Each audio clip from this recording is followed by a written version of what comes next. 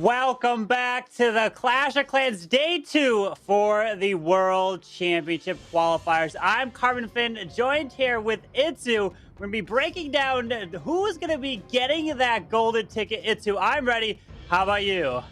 I'm super excited to see the final four teams battling it out, but those almost six teams it were had to fight for a really long journey because they started at the Clan War League at the start of this month, then had to fight in the pre-qualifier, and this means only 6 teams were left over. And after this last day, well, it's only down to 4, which means we have the 4 best teams of this month. This is going to be awesome, Carbon.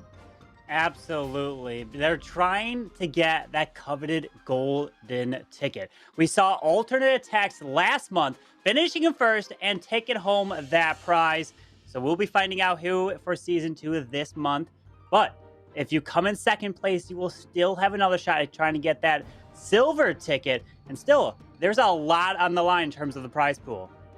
Yeah, that's right. There is a lot of prize money on the line. The first place is not only taking the golden ticket, as well taking $15,000. And even the 5th and 6th place is taking home $5,000. So there is a lot of prize money on the line, which those teams are battling for, Carbon. And this will be an awesome day ahead. It absolutely will be. I cannot wait to see. Remember, this is double elimination for the tournament. Meaning if you lose 2 wars, that is how you are eliminated from the competition. We did lose 2 teams yesterday, so we are left with the final 4. Team Elevate came in as the #1 seed. NY Amazing took out GKKOG. And then some fan favorites, Tompanai Empire took down HT Family. And we had some huge matches up in the upper bracket there, Itsu.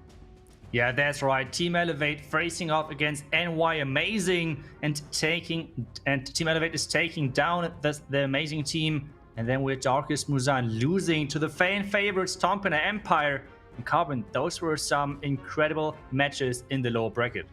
Absolutely, with HT Family coming out on top to eliminate NY Amazing, and then GKKOG taking out Darkest Muzan, who had Wei on the team, who was the 2019 World's MVP. But some of the storylines that we really have to take a hold of and really look into is Team Elevate's defense. They were phenomenal on the defensive side of the game. We talked with Eve Kale yesterday after the matches, and he said the defense has shined, but they really do have to focus on their attacks. As we see here with the drag bat, Eve Kale did really well. Yeah, he did incredible well. I mean, just take a look at the attack. I don't think he even needed those bats. So really, really strong showing from their team captain. But at the end of the day, the entire team needs to show up because this is a team game. This is a 5v5, and this is what it's coming down to. So incredible job so far on Team Elevate. But can they somehow take down the fan favorites? This is one of the questions we can answer today. And, well, Tompanai showing off against Darkest Muzan as well. Those were some incredible showings from out of the team's, Carbon. Absolutely, because we talked about the defensive side of the game. NY Amazing put up 14 stars, but then only put up 10 stars against Team Elevate, who is coming in again as the #1 seed from the pre-qualifiers. You win that next match of the upper bracket, you're going to be pushing your way to the grand finals match, so everything is on the line. It's going to just be really interesting. One thing I want to kind of is surprised about, Itsu, is we haven't seen the use of too many ring bases with those anti-2-star designs. Yeah, that's right. Ring bases seem to kind of disappear over this qualifier. We have not seen too many of them, and the ring bases seem to be the choice. But now let's take a look at the predictions because we need your opinion. And there is the second match. We want to have your opinion about who is going to win. Tompanai versus Team Elevate, one of the highlights of today. Those two teams did amazing yesterday, and we cannot wait to see how they're doing. So get your votes in there. Remember to use the hashtag Elevate or hashtag Empire Carbon. Absolutely. Make sure your voice is heard where you are currently watching this live stream, because we want to know what you guys predict. And we saw the predictions in yesterday, and that with some underdogs did come through there. But we are ready to go, and now it's time to throw you guys over to Woody and judo. Thanks very much, Carbon Fin. It is so great to be back, and we have got an amazing round of matches for you today. The second season of this Clash of Clans World Championship was shaping up to be a Chinese season, but only 2 clans in the upper bracket remain, and neither of them are Chinese teams. That's going to be down in the lower bracket. We're about to watch that first match. My name's Woody, and I'm joined here, co-casted by Judoslav. Thank you so much, Woody. I am ready for the action today. Like you said, the 2 Chinese teams that remain are facing each other right now. We have HT Family and GKKOG, the elimination bracket. Now, on paper, HT Family, they were runners-up in the World's Warm-Up Tournament. They actually beat NY Amazing yesterday, who did actually beat KOG, so they kind of have an advantage here, plus they have a higher hit rate. But KOG did take down the almighty Darkest Muzhan, the number 2 seed. So honestly, this is pretty close to call, Woody. I completely agree with you, Judo. This is an extremely close match. HT Family, I'd say, have been around in the scene a little bit longer, having competed in Clash Worlds 2020 after they got the wild card spot in the finals. But they have got some big names coming up against them in GKKOG. Of course, the standout here is their captain, UZP, who was a member of the 2019 World Finals Championship squad. Yes, and I would like to highlight Rosie there, who actually only had a 20% hit rate in the pre-qualifier, but he was the only member of KOG yesterday to go perfect, 2 stars in both of his attacks. You can see the averages from the pre-monthly qualifier on the screen, so HT Family, a little bit of an advantage. They actually had a 13.7% average star count across their wars, and that's out of a possible 15, so they know what they are doing, and it looks like they are the ones to kick us off here, Woody, with an Electro Dragon attack.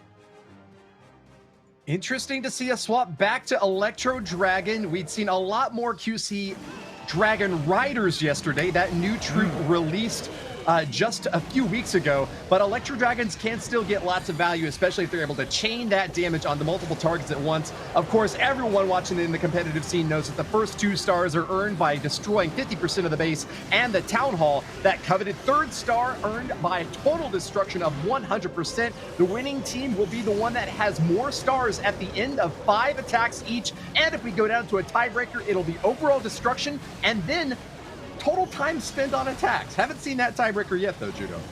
We certainly haven't. Not even 40 seconds in here, Woody, and 50% of the base down. This is how explosive the E-Dragons are. As the Battle Blimp moves through the base, a nice comfortable siege machine for the Town Hall. Remember, HT Family were the clan that introduced the E-Drags to the pro scene last year in the qualifiers. E-Drags are a very high skill cap attack to get it right and pull it off with this kind of effectiveness, Woody. Spells left over, hero abilities left over, and with over half of the time remaining, HT Family coming out swinging here with a 3-star attack.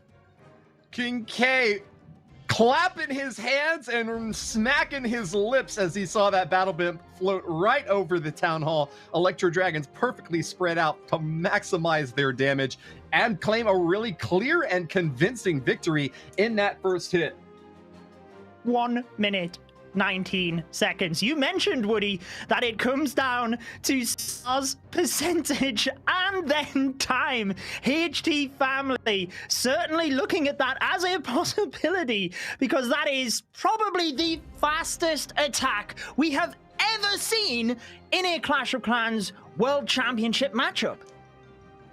We'll certainly have to roll the tape back if we want to verify, but I think that you're right. I can't recall any that were faster than that. We had a couple of pretty quick attacks yesterday, but 119, my goodness me. We ought to keep track of that for posterity's sake. I think that the fastest attack, a lightning fast attack from an Electro Dragon nonetheless, is very impressive. Now to keep pace, GK7 God will be returning fire, looking for a triple of his own. Bringing in those Dragon Riders and the Mass Drag with it. We've got a new fun challenge for the community to name this attack strategy. Judo, I think that they were kind of leaning one way yesterday. Yes, we want you to let us know in the chat whether you prefer the Hydra or the Skybrid. Now, I prefer the Hydra, I must be honest with you. And Seven God did get a 3-star using this strategy yesterday. He was also KOG's top player in the pre-qualifier. Now, he started out with the Blizzard down to the Town Hall. These Super Wizards do get the Town Hall, but they've ran towards the Town Hall. I believe there's only one of them left. That Giga Poison really does do a number on the troops, and I'm not sure he got everything he wanted there, but at least the Town Hall did go down. Yeah, very big investment early on, and to really only get the Town Hall and a few of the surrounding buildings certainly wasn't a failure by any means, but was it enough of an initial setup to justify that expense and enough to claim the 3rd star going in? We've got a Queen outside edge, no healers, just the Unicorn to try to keep her a little bit healthy to clean up out on the outside. But the main star attraction here is going to be these Dragons and Dragon Riders swooping through. An early strike at the Eagle Artillery, what can sometimes be a big destructive force on defense, has been taken out early. Scatter shots and multi-target Infernos are going to be the remaining big things to keep an eye on, as well as those air defenses. If this Queen can swoop around and get that 11 o'clock air defense, that'd be really great, Judo. Oh, the Dragons and the Dragon Riders split up, but fortunately the Dragons have moved back across towards the enemy Queen. Remember, the Dragon Riders, a defense targeting troop, do not attack the enemy heroes, so I was worried for a little while there, but thankfully the Dragons switched on, took down the enemy Queen, and with the Royal Champion sweeping down from the bottom, Woody, this now looks very promising with the Queen ability intact, the RC ability intact, and he's even got lots of Dragons down to the bottom cleaning up. 1 minute remains. It looks pretty good here for KOG to level things up. I think you're right about that, Judo. Only little tiny hitch with the Dragons missing the clan castle there. Had to slow down the Archer Queen, but she was still happy to stay on target. Lava Hound only took a few seconds off of the total time here. GK7 God will equalize with this 3-star, even if it's going to take a little bit of time to get back to that clan castle.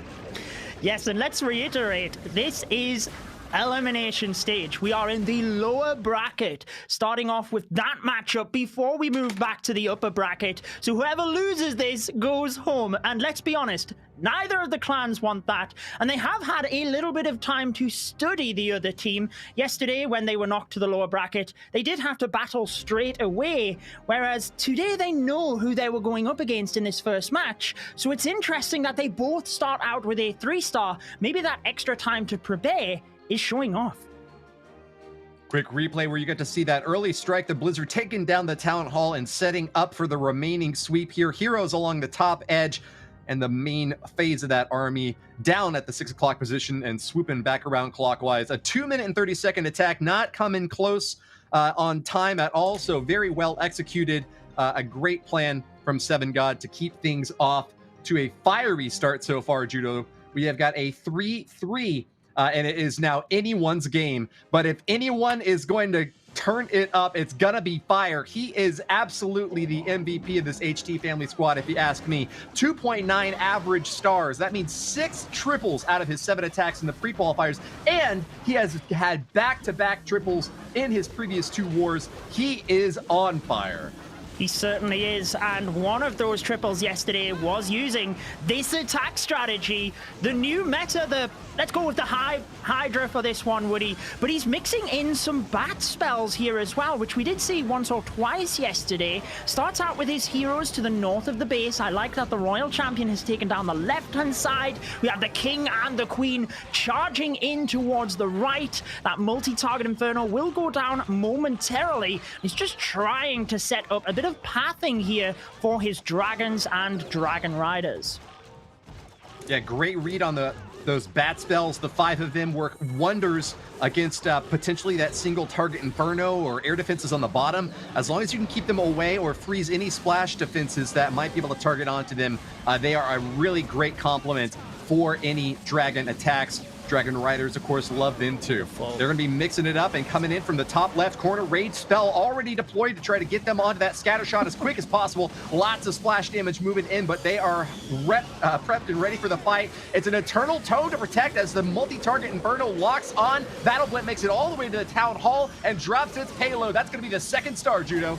Beautiful stuff there with that Battle Blimp, and the Warden ability really was good with all of the dragons. I do want to point out that the Queen at the north of the base took out the Wizard Tower and air defense. That is hugely important for the bats. With the multi going down in the middle, that also helps that splash damage. And is he going to use the bats on the edge for a little bit more DPS, or does he just drop them on top of the scatter? He does, because the Wizard Tower about to go down, which is the remaining piece of splash damage.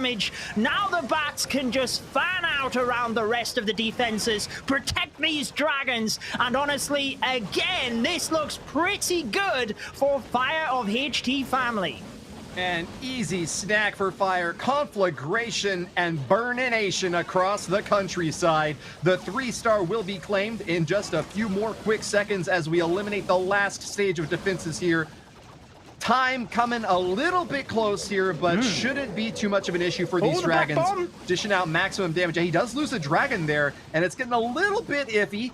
He's going to finish off this last expo, and it's just those short-range Teslas to try to hold off this final attack. The assault coming in. Another black bomb. Bad news for Fire, but that long-range Grand Warden. Oh, the Skellies! They're going to distract. Can they pull the Grand Warden off? They do! Oh! My word, Woody! The traps in the center of the base here being so impressive. I wonder whether putting the bats inside the scatter shot was the right call, because they take a little bit of time to spawn all of the bats, and there was a lot of DPS in that area. It looked so good without the splash damage, but with so many traps in the center, they just kept picking off the dragons. Even towards the end, the Owl and the Warden would have been able to take down the Tesla, but even more traps from KOG proved costly, and the first slip-up of this war falling on the HT family side. Well, you can't predict what you can't see. You can't hit them if they haven't popped yet. Great job there to GK for being able to hold off on that attack. What seemed like an overwhelming success here for Fire is now going to be sent back to the drawing boards. The arguably best attacker from HT family not able to get the triple he's looking for. This is a big opportunity now for GK to move back in on top. It's going to be Joy Chen, their next attacker, giving him the business. Certainly will be. Now, I do note the enemy king next to that town hall. Sneaky goblins move out of the battle blimp, though, so securing that first star. Queen getting low on health already, so has to use the rage. Now, Joy Chen did use 2 ground-based attacks yesterday in that of the hybrid, but he did start with the queen charge. So a lot of the time, if you can do such an effective queen charge, you can finish off the back end of the base with pretty much whatever you want. So I still don't think there's any major concerns here. Yeah, I think it can very easily be argued that the Queen is the most important unit, especially when you're pairing her with those healers, making a big investment in army camp space and spells to ensure that she gets the job done. She makes it all the way to the center, getting that CC pull out. And even though it's going to be a little bit of... Oh, sorry, Woody. I'm panicking. Judo, what did you catch? No, please jump in. The Barbarians were taking out the scatter shot, which was huge on the right-hand side, but one archer from the clan castle actually pulled them away from the scatter shot. Fortunately for Joy Chen, though, it did indeed go down, because that could have been very costly for his attack. Ripped up 1 healer for a Seeking Air Mine, but that's going to protect potentially for those Dragon Riders still flying in. Royal Champion ready to get a few shots off, holding on to that ability as long as possible.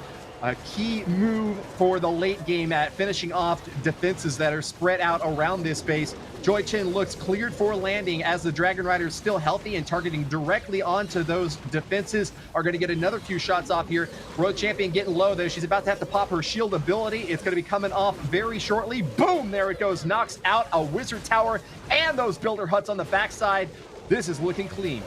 It certainly is. He still has an invisibility spell for the Royal Champion as well. Being able to hold on to the spells for the final moment is so crucial, and he uses it. No swagging things at this stage, because remember, if KOG were to slip up and HT family leveled things out, they had that super quick attack, but they are in the lead. KOG getting the 3 stars on this one. It's still a super close war, but they will be very happy for taking the lead here.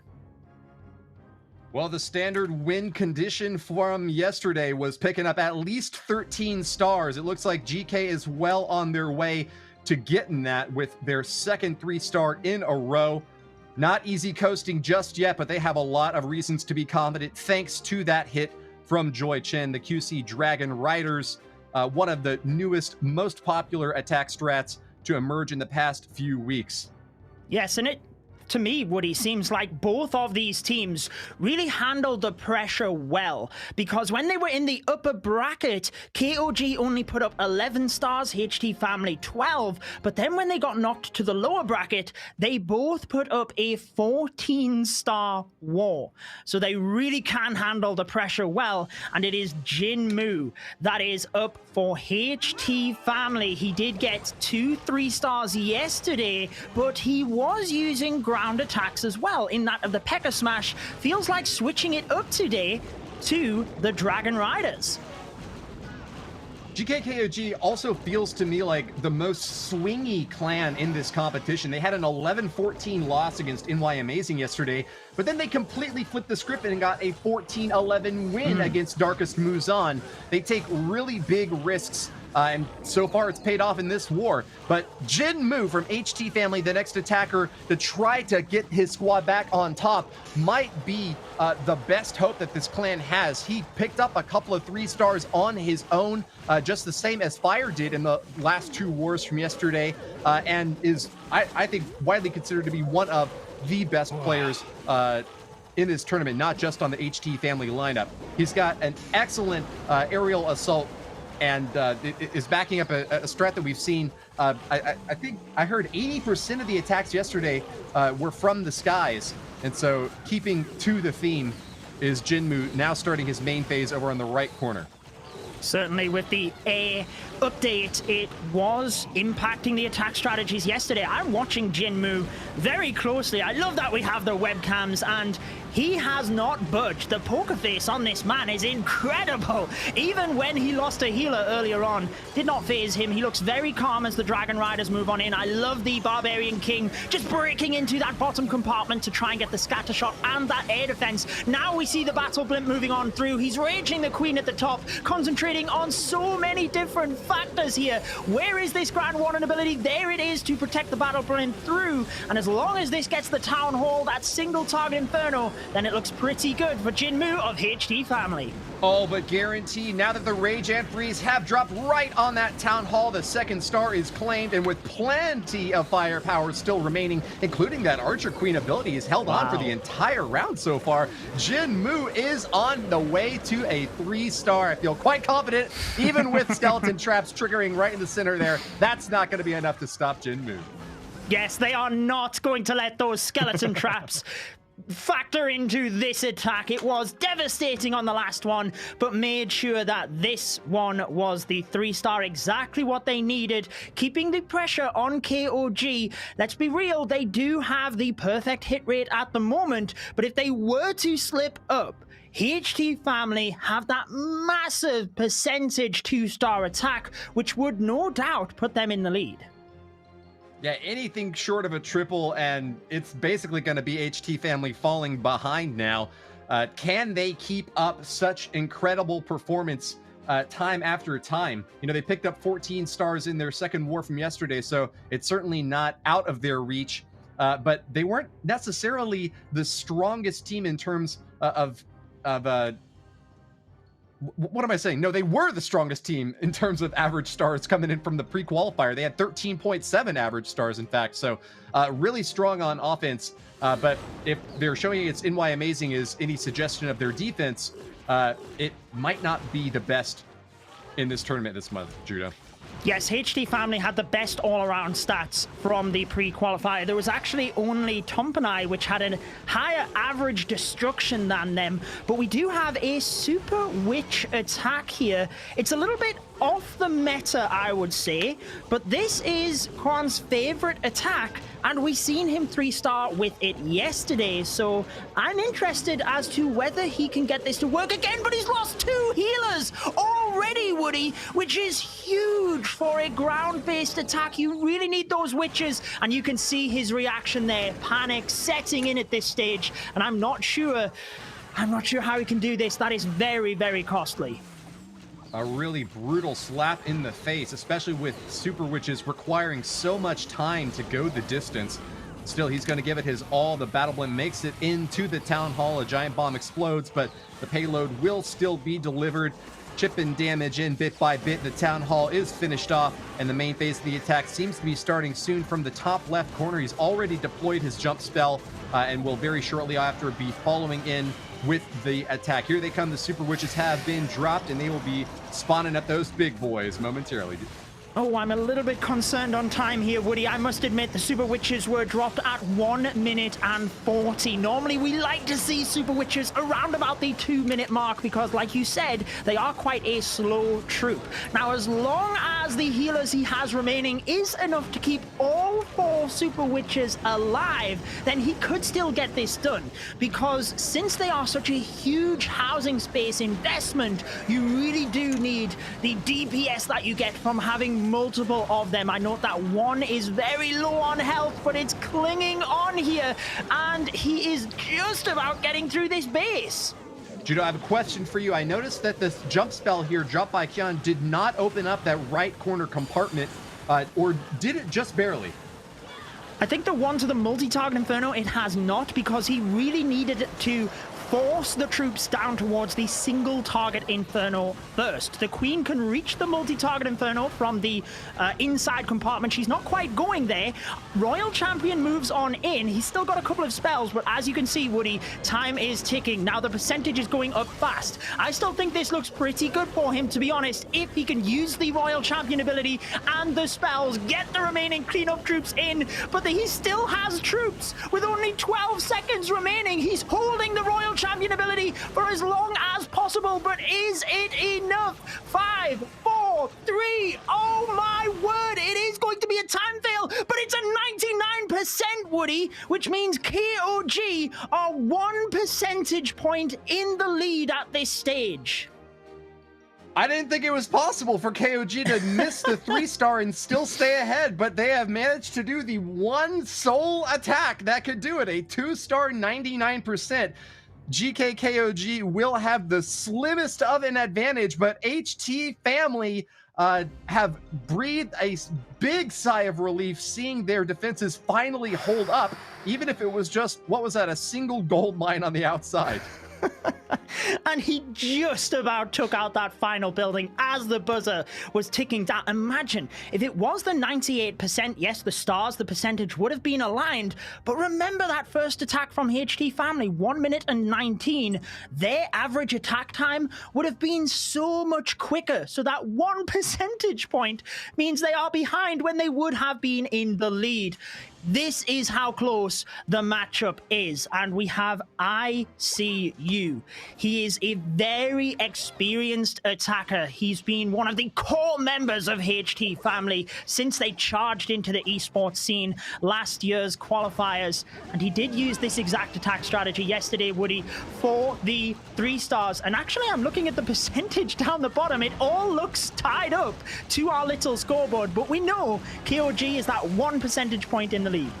Yeah, a fraction of a single percentage. We're not dividing them out for the overlay here, but it's just a tiny, tiny advantage for GKKOG. But hey, if we just do see 3 stars all the way out, that will be enough to carry them over the edge and onwards in this elimination bracket. The team that loses here and now will be sent packing home and will have to try another month. The team that wins has an opportunity still to claim one of the 2 tickets that we have to hand out to face off again later this year.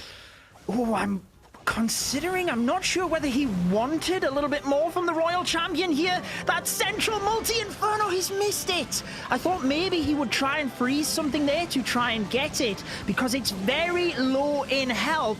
He's just hoping that the dragons get there quick enough and knock it down. Obviously, the freeze could be very crucial when it comes to the bat spells, and because of the dragon pathing, they should be able to get that relatively okay. We see that delayed battle blimp moving on through towards the town hall with a warden ability, capturing all of the dragons and the battle blimp, getting through all of the mines in the center of the base. I always like to see when a warden ability is perfectly timed through the traps, Woody. Electro Dragon narrowly misses the Teslas on the outer edge, and that farm could be quite a bit of trouble for ICU. A couple of Dragon Riders are going to be splitting off now from the main fades on the center. They're going to have to go up onto the north side before they can do that clockwise sweep along the bottom. But take a look at the left. That's where the bats are coming in next. Oh, one bat goes down, but they missed the Wizard Tower, Judo.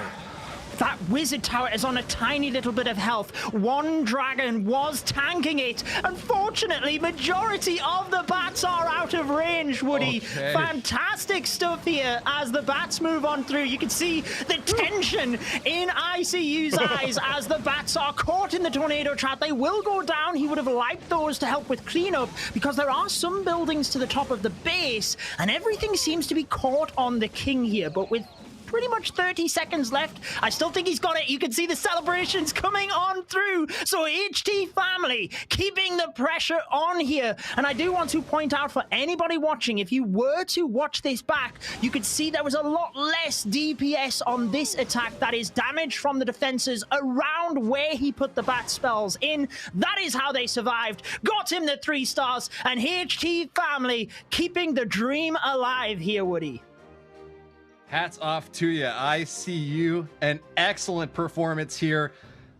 3-star, really forcing GKKOG to do everything in their power to keep ahead. This is really quite a stellar pickup for HT family, having competed at Worlds, but faltering yesterday. They are back at their full potential with really fantastic attacks so far. Very, very pleased to see the strong attacks from both of these teams. It does suggest to me that maybe later in the day, the defense from the other teams, the other 2 teams that remain, Team Elevate along with Tompanai Empire, might wind up being decisive, but at least for now, it's all about the offense. Well, you make an interesting point there, though, Woody, because since this is elimination matchup, they have to put their best bases right now so that they don't get eliminated. And here we have the P.E.K.K.A. Smash style attack that we seen from KOG quite a lot yesterday, but I think HT family are very proficient with this as well. So we'll have to see whether any of the entries are baited to defend this attack. Well, out of all the players that competed in the pre-qualifiers, Rusi was really tied only with Gui from Darkest Muzan for having the lowest hit rate. He only picked up a single 3-star out of the 5 wars, but man, has he turned it around. Yesterday, he got back-to-back triples, and so has really got a swingy reputation from this month so far. But a 3-star is going to be exactly what he's aiming for. That would keep GKKOG ahead still by the tiniest of slimmest margins. A Warden Walk, not quite as much seen as the Queen charges, but still very effective for long-range shots at buildings that are a little bit more penetrable in that base. Manages to get there and launches the main phase going in now. Yes, because let's remember, the Archer Queen can reach 3 tiles in gap behind a wall, but the Grand Warden can actually reach 4. He has a greater range, so that's why you often use him, and he's very easy to funnel. You could see he moved right on in towards the P.E.K.K.A.s once they were deployed, or the Queen was deployed, and everything into the center of the base. The jump spells down.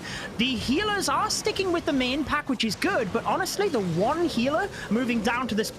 Right as I say that, a Black Bomb takes it out, but that was pretty good to keep that P.E.K.K.A. down to the 6 o'clock area, well in health, and he's moving through this base pretty smoothly, Woody. Yeah, he is hurdling ledges like a pro Olympian athlete. Lots of tiny compartments packed in the middle, but that makes this space very vulnerable to jump spells, just hopping right over and spreading out awesomely. Great protection for the world champion out on the left side as you see Lassie keeping her nice and safe. Meanwhile, up top, the remaining heroes with the Grand Warden, Archer Queen still firing away at all the defenses. This base has been completely gutted, and he's still holding onto a couple of hero abilities as well as a few more troops for the finishing blow. GKKOG will keep their position on top as we launch into the last salvo of attacks from both of these clans. Trying to bring any sort of mental game into this KOG. You did mention, Woody, that we've seen a greater proportion in air attacks. Ground has had a higher hit rate. As you see there, the 3 stars easily. And I wonder if that's a lot to do with what Itsu was talking about yesterday. Everybody trying to defend the air, just sneaking in under the radar with ground attacks is a viable option. You mentioned, though, coming down to this final attack, still anybody's game, but HT family, they have to put up a 3-star, otherwise it's pretty much lost for them. Now, the closest we have come to seeing that full perfect war yesterday came from a 14-star war where we had a 95% hit. If we do indeed get a 3-star with this 5th and final attack, that's going to up the standard even further, but the perfect war still just slightly out of reach, Judo. Yeah, just not quite enough for any of the teams, but maybe we will see everybody's ready for that next matchup, Elevate and Tompanai. But I tell you what, this one has really shown you the caliber of clans within this tournament. Now we have IzK with the Zap Lava Loon for HT family. He needs a 3-star. You can see from the scoreboard how close it is. And if you're just tuning in, HT family are 1 percentage point behind. So this is everything, Woody. Yeah, even a 3-star, not enough to guarantee victory for HT family. But as well as you can do for this last strike, you want to get it up on the board. If they both 3-star, GKKOG will get the victory, but HT family know that their defenses have stopped KOG before and might be able to do so again. If that does wind up being the case, every single percentage here in a 2-star versus 2-star would come down to being crucial, you know, with a 1% deficit. HT family knows that they're slightly behind, but that 1% really does mean everything, Judo. It certainly does. Now, IzK will be pretty happy with this because he's already taken out the Tesla farm and the tornado trap. Seems like the town hall was baited for a battle blimp. He did miss the wizard tower at the north of the base with the Barbarian King, but he should be able to counteract that relatively easy, and that's why he's actually starting with the balloons to test the pathing of the Stone Slammer, make sure it does move on towards that wizard tower, and the lava loon from the right hand side. Notice the quick deployment all of the way around to 4 o'clock. That is to try and push a big pack of the balloons into the center, and I thought he would be saving the Warden ability for the central area of the base, but it looks like he's just going to brute force through it with the Stone Slammer because all of the red air bombs pop and take down the balloons alongside the Stone Slammer. But obviously, being the siege machine and the giant balloon, it survives and keeps things going here, Woody.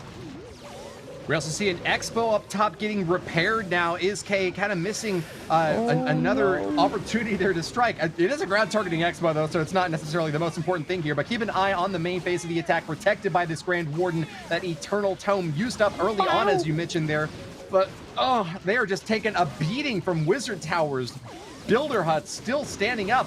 A couple of point defenses out on the left edge, surviving still. 2 Teslas and an Archer Tower. This is really getting close. Maybe the closest attack we've seen so far this war, Judo. It's so close to call, Woody. The Wizard Tower, fortunately, was attacking the dragon, but the Battle Builder but takes down those final couple of balloons, and that could have been crucial. There's an Archer Tower and 2 Tesla. The Grand Warden could probably get through this. Look at the Owl chaining through to the Archer Tower, but there's only 15 seconds. 1 little lava pup remains. 2 minions move across. Grand Warden takes down the first Tesla and the second. 5 seconds. Is it going to be enough, Woody? 3, 2, 1, and the buzzer! 3 stars for HT Family. Oh my goodness! How many licks does it take to get to the Tootsie Roll center of a Tootsie Pop? We may never know, but that Electro Owl, wise and in charge, zapping upon multiple buildings at once, knocking down an expo, finishing off the remaining builder huts. The 3-star could not have come at a more clutch moment here. Is the man of the hour. Judo, there are 3 things that all wise men fear: the sea in a storm, a night with no moon, and the anger of a gentle man. You have seen his wrath visited upon you. HT Family vindicated in their final moments. They held their head high and will wait with bated breath as the final strike will return from GKKOG. Nothing short of a 3-star will be sufficient to advance in this elimination round. Will their captain, UZP, a world champion from 2019, maintain his head on top of this battle?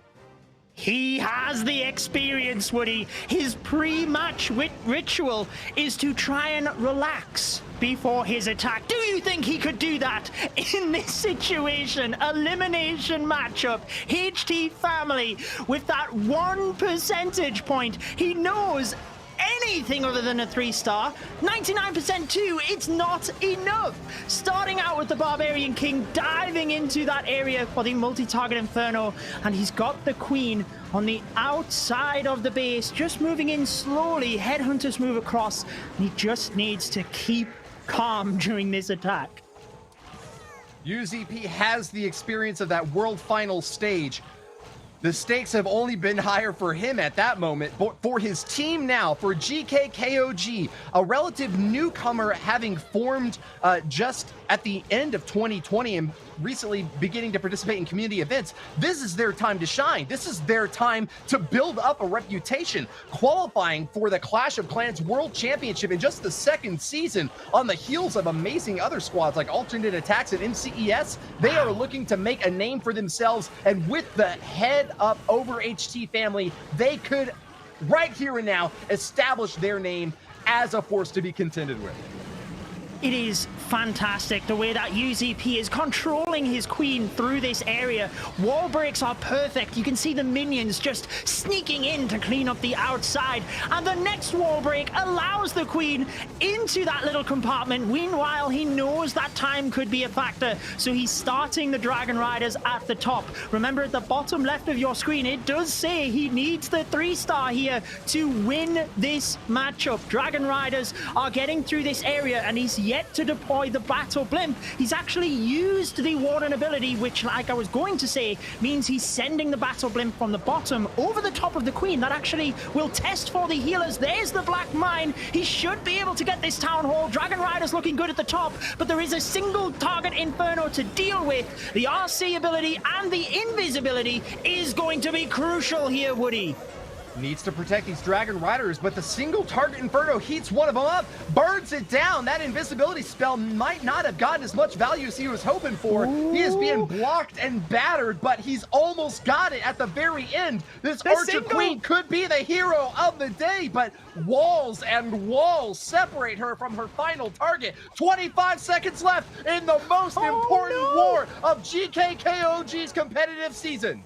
I think reality is setting into UZP here. He is understanding that he can't do anything else. He's trying to use the troops to tank for the Archer Queen. I feel so sorry for him, but it's not going to happen. HT Family would have been 0.25% in this war behind, but by defending the last attack, they get their victory. 4 14 stars, and it's even rounded up to 100% there because that's how close they were in the attack they failed. What an amazing matchup to kick this one off, Woody.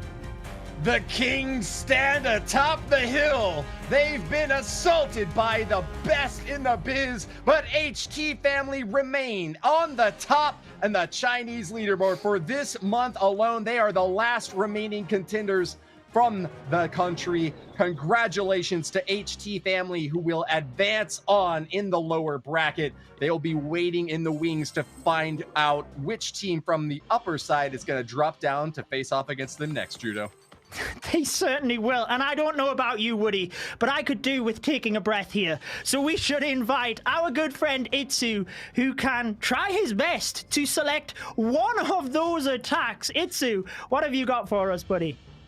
I think I'm going for the E-Dragon attack, actually, because I think it's a really important thing. You said it in the beginning, E-Dragons are not that easy to master, even though it might sound not that important, but well, those spells are really important, and you can see he's really putting all of the E-Dragons right in the middle, but now everything about spell placement. So the key right now is he's using those rages on the outside, making sure that everything is funneling itself. Due to the rage on the outside, everything is now getting pushed inside the core and is taking down the core, which is so key with those dragon type attacks. E-Dragons, normal dragons, all of those type attacks are important to take down the core, because with this being said, the heroes on the outside, especially the queen with that unicorn on her, can really, really pay off. And then we have this blimp getting to the town hall, taking down the last threat to those E-Dragons. With all of this combined, I just can't say like GG, and this was just the first match of today.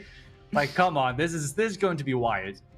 It certainly will. I mean, I cannot believe the matches we've seen, and we also seen that agonizing 98% defense with the traps at the end. Itsu, what do you make of this base? I know you're a base builder yourself, but the traps seem to be perfect in this situation.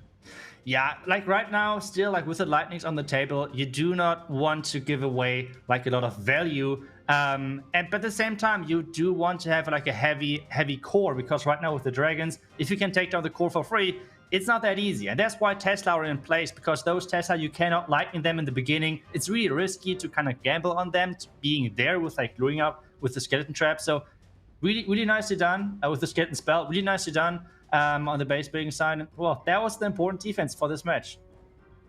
Well, thank you so much, Itsu, for breaking down the attack and the base. I'm sure we will have fun with the next attack. But I do want to tease everybody. We do have that special guest joining us as we had last month. It is going to be Chris, who is a stats master. We mentioned the 80% air attacks, 20% ground attacks. That's where we got those stats. So be sure to put a question in the chat, because we will be selecting one of them to ask him. But Woody, I think we need to take a look at the community prediction that we had for the upcoming match. Excellent idea, Judo Sloth. I'm really looking forward to that segment later with Chris. He is the Moneyball master of Clash of Clans. But for this next, that was for the previous war. Yeah. As you can see, HT family had the community choice, vote, everybody. and indeed they did take it all. Congratulations to them. They have the support of their fans, and it is well deserved. Absolutely, and they showed why. Remember, they have progressed. KOG are unfortunately out, and what it means is HT family are going to be taking on the loser of this match, which, can you believe, the #1 seed, Team Elevate, not the favorites on this one, Woody. Yeah, really quite a shocker here. Team Elevate, known for their fantastic base building and long depth of experience, but Tompanai Empire, even though they're a new name, they are no strangers to the competitive scene, having competed as Existence last year on the World Final Stage. We are now back to the top bracket, the upper stage, the undefeated two best teams in this season marching forth. One will go on to get a guaranteed ticket, whether it's golden or silver, we'll still have to find out. But the loser will have to drop down and face off against HT family in the fight for their lives. Yes, and you can see the pre-qualifier averages. Maybe one of the reasons that the community has gone with Tomp and I must admit, Woody, that as big of a fan I am of Team Elevate, you cannot bet against the experience that Tomp and I has. Like you said, they were 4th last year in the Worlds. Their core roster was also Team Queso of the first World Championships, where they took 3rd, and arguably they did have a greater star count yesterday, starting out with their team captain, none other than Rigatores. This first attack, I think, is really just going to be prescient, giving us an entire look at what to expect from the whole war. Team Elevate's entire strategy is to play the solid defense that got them to this tournament here. They only picked up 12 stars in their war yesterday, but the clutch factor there was that not a single one of their bases got tripled. That is what they're going to try to hold off once again with Rigatores, one of the strongest attackers on the other side, moving in for their first hit. He used the Yeti blimp method. He pulled out the Clan Castle. He's created pathing, but with the scatter shot being in that area, I'm pretty confident Rigatores would have wanted the scatter shot down, only got a little bit of damage onto it. How crucial will that be? If we know anything, though, about Rigatores, he is a master at fixing attacks. Interestingly, not going with his coveted Queen charge for this one, just diving the heroes into the Town Hall, but it seems he's calculated this perfect, Woody, as the Queen and the ability will take that down and get even more value with the Dragon Riders now moving on in from the left. Rigatores is in contention for an MVP award this season, having picked up back-to-back triples. And as you've outlined so far, Judo, this attack looking very strong already, but having to face off against multi-target Infernos in the last remaining compartments and still well-protected air defenses, a lot of the space has gone down, but the little bit that still does remain on the backside is very difficult to deal with. Yeah, I think that's actually why Rigatores has opted for the heal spell here, because of the Dragon Riders. Now, he's got to use it early. Dragon Riders are quite slow. You can see they kind of hover in the same area for quite some time. And because there's a huge amount of splash damage in this area, it means he can heal the Dragon Riders back up, or attempt to. And as long as he has them move into the final area with good health, it doesn't matter if they have 1% HP left, as long as they got through. But unfortunately, Woody doesn't have the RC to help here. He sent in the rocket balloons, he missed the air defense, and the Dragon Riders taking huge damage now. He lost his Grand Warden as well, and one of the rocket balloons falling down to the Seeking Air Mine was just too much to handle. Rigatores with a beautiful start, but the defenses at the end will hold up. And I think that this speaks very, very well for Team Elevate's chances to pull off victory. We were saying at the outset that Team Elevate's win condition here is to defend and to get those 12 or 13 stars that have been so reliable for them. Tomp and I Empire really wants to open up with all guns blazing to pick up a 14 star, just as they did in their prior victory against Darkest Musan. They picked up even 13 against HT Family. So the fact that they've been held off in their first hit, I think Team Elevate are pretty happy with the result of that first strike, Judo. Oh, definitely, because as Itsu said yesterday, the first attack tends to be from the plan which the players are most confident with. So this was, I know, limited time, but the plan that Tomp and I were the most 100% sure was going to 3-star, and the base has held. So it doesn't matter about the stars and the fantastic performances Tomp and I have had up to this stage. Elevate are holding them, and they are actually who beat them in the pre-qualifiers. Well, I think the story from last month is also kind of winding up the hold up true here today again as well. Alternate Attacks picked up a 15 to, I believe it was a 12-star showing against MCES. They really are all-stars on both offense and defense, but defense so often is able to get you the wins in these wars. You really only need competent, level-headed, well-planned attacks, you know, with a 50% hit rate. And if you can just keep the 3 stars away from your opponents, that's good enough. That's Team Elevate's strategy, and Yves Kale outlined a little bit more of that yesterday in the interview. Might get another chance to hear from him later today, not just as a competitor, but as a potential golden ticket holder as one of the last 2 remaining clans in contention for that coveted spot for the lion's share of the $1 million prize pool this year, Judo.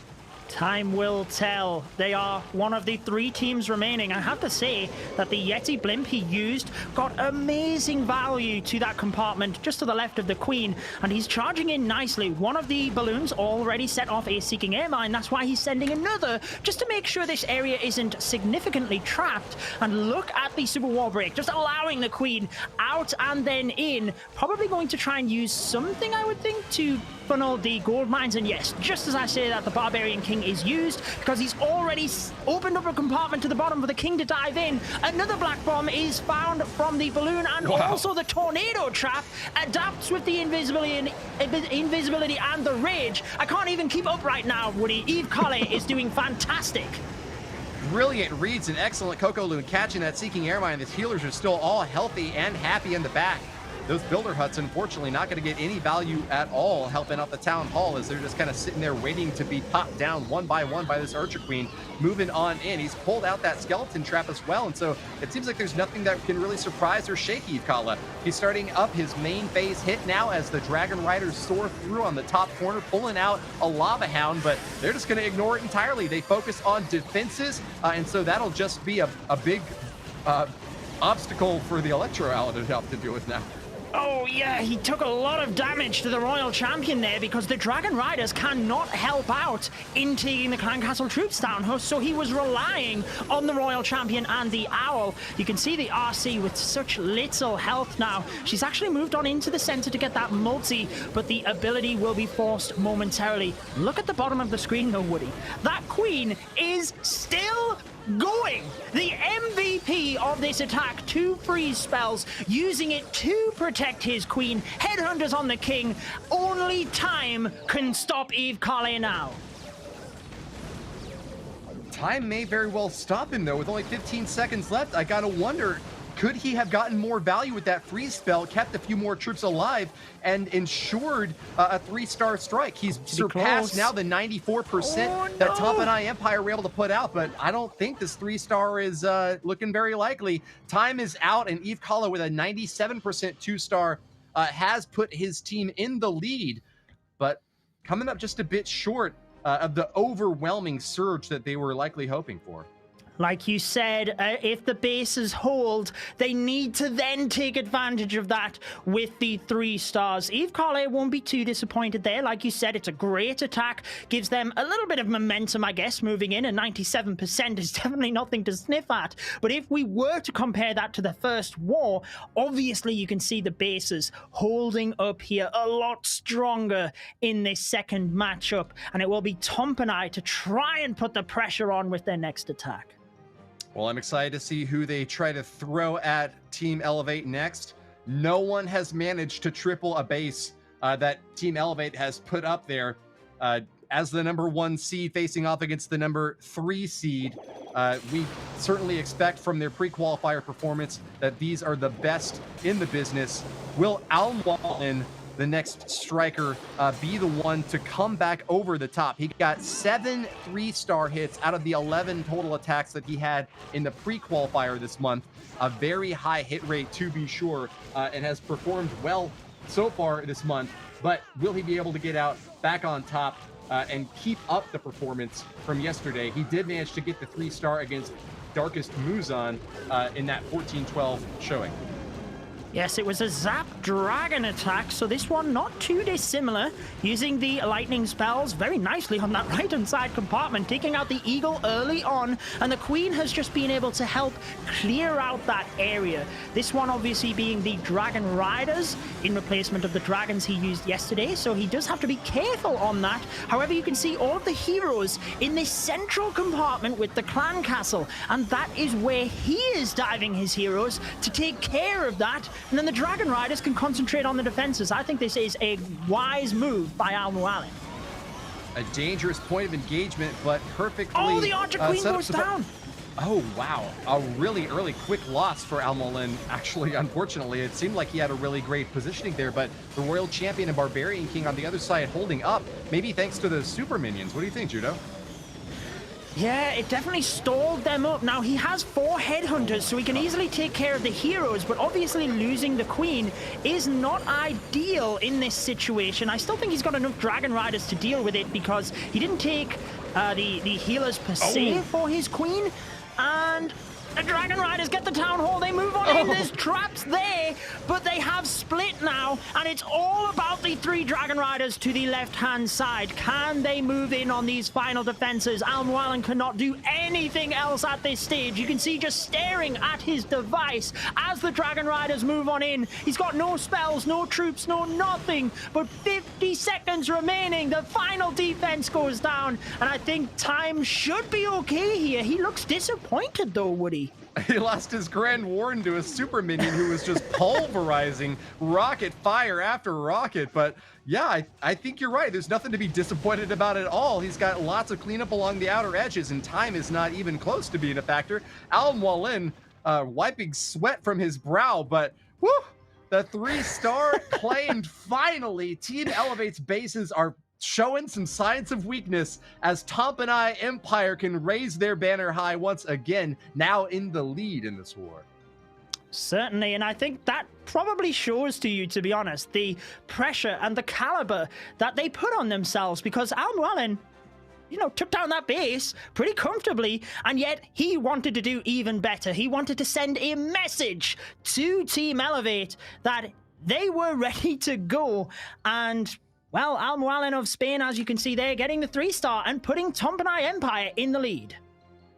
A force of nature leveraging lightning and earthquake alike. The dragon soaring above and finally finding some cracks to pry into. I hope that we get to see a little bit of a breakdown on his attack right into the core of the base where we saw all the defending heroes. I think that was a very interesting strategy from him that didn't go perfectly according to plan, but paid off nonetheless. Eve Carlito with the Queen Charge Dragon Riders. He did use this yesterday in the single war, but he did not get the 3 stars. So he's looking to change that today, starting with the Yeti Blimp. Does clear out everything in that area, lures the clan castle so the Queen can easily deal with that. And this is a pretty good start for him. Yeah, no real big threats to have to worry about yet. Sends in the Coconut Loon to check for any Seeking Air Mines and does manage to catch one there right on the right side corner.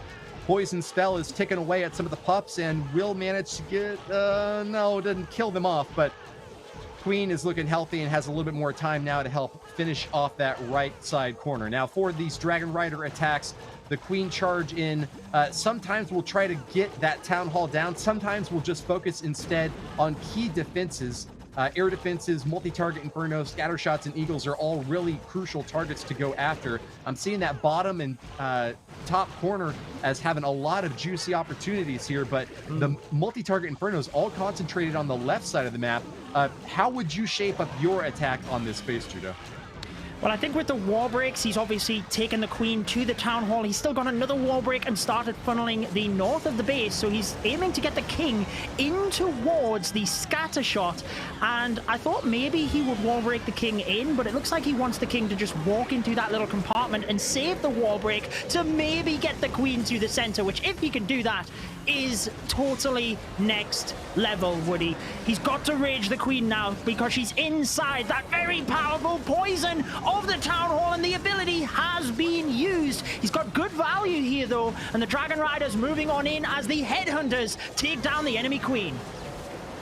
Carlito is popping off. Queen stays nice and healthy thanks to those raged healers and the use of her ability. Dragon Riders on task, finishing off their first multi-target Inferno, but ooh, soaking a Seeking Air Mine. One of them's going to go down there. Another Seeking Air Mine popping off, and it's going to be the Electro Owl who's soaking that one. But the last compartment with big defenses has been engaged. Another Dragon Rider goes down. The Grand Warden is pretty worse for wear. Could the Archer Queen be the savior of this strike? Is there enough cleanup at the end to get the triple? Them very well might be. The Archer Queen needs to go to the multi to help the Dragon Riders out, and he just got a little bit unfortunate there, I feel. The invisibility spell just misplaced on the Royal Champion. There's not a lot of minions, to be honest, and with the Queen stuck on that wall in the upper compartment, it is unfortunately not going to be enough for Eve Carlito. It is so close, and yet it is so far away, because let's remember, Tompanai Empire did get the 3 stars, so after 2 attacks each, it is advantage to Tompanai Empire. Very impressive. The defenses for Elevate just finally falling down, but Tompanai Empire have yet to crumble themselves. We're seeing basically an unstoppable force against an immovable object, and the force is winning right now. Tompanai Empire marching and expanding their borders. This dynasty has just been formed, this brand new team with Tompanai Empire, but up against Elevate, it seems like they will hold the higher ground. Yeah, even though this is the upper bracket, I think this is the matchup where Tompanai will be pulling out all of the stops. They are putting their best bases because they're up against the #1 seed here, Team Elevate, and they've kind of already started this rivalry. Team Elevate beating them in the pre-qualifiers. Tompanai Empire, though, doing extremely well in the ESL European Mobile Open, and Team Elevate struggling a little bit more in that tournament. So there's already this little rivalry between them, and let's be real here. If Tompanai win this matchup, they are guaranteed, like you said, Woody, one of the tickets, even if it's not the golden one.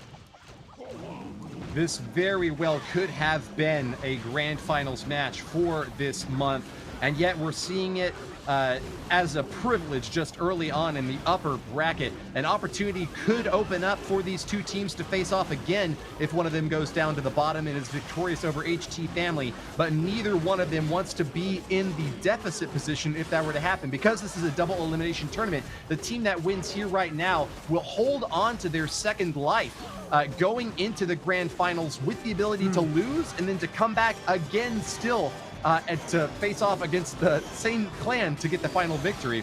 Metro from Tompanai Empire, though, is happy to push forward, rolling that boulder back up the hill against Team Elevate with the position of advantage. He's going to try to leverage this Archer Queen right in the core of the base. Invisibility spell protecting her for a little while here. Even though there's no healers to keep her safe, she has really opened up a big wide berth for that battle blimp to roll straight in and get the town hall down. Yeah, the Unicorn did such an incredible job there on the Queen. There was a lot happening, but he has carved out that area. And one thing I do want to point out as well, when he has the Sneaky Goblins take down that town hall, he's not using a hero potion or anything, going in with non-max level pets. Metuo in this type of situation, moving on in and carving out that right-hand side area for the Lava Loon on the right-hand side. The single target Inferno is a little bit of a concern, but I think he's just going to try and move back to it, get the splash down, and move back across to the single afterwards. We know how good Tompanai Empire are with the Lava Loon, but that Eagle Artillery, whilst it's frozen, it's still a little while away for the balloons. They're closing on in there now, and it is looking good now with a freeze spell, a rocket balloon, and plenty of time left over. I think he's waiting on the balloons to send them on the outside for cleanup. This is going to further extend Tompanai Empire's lead. One fun little interaction I picked up on there was a Seeking Air Mine that the Lava Hound ate right as soon as the last defenses were going down. That allows the pups to pop a little bit earlier, guaranteeing that there's enough time for cleanup.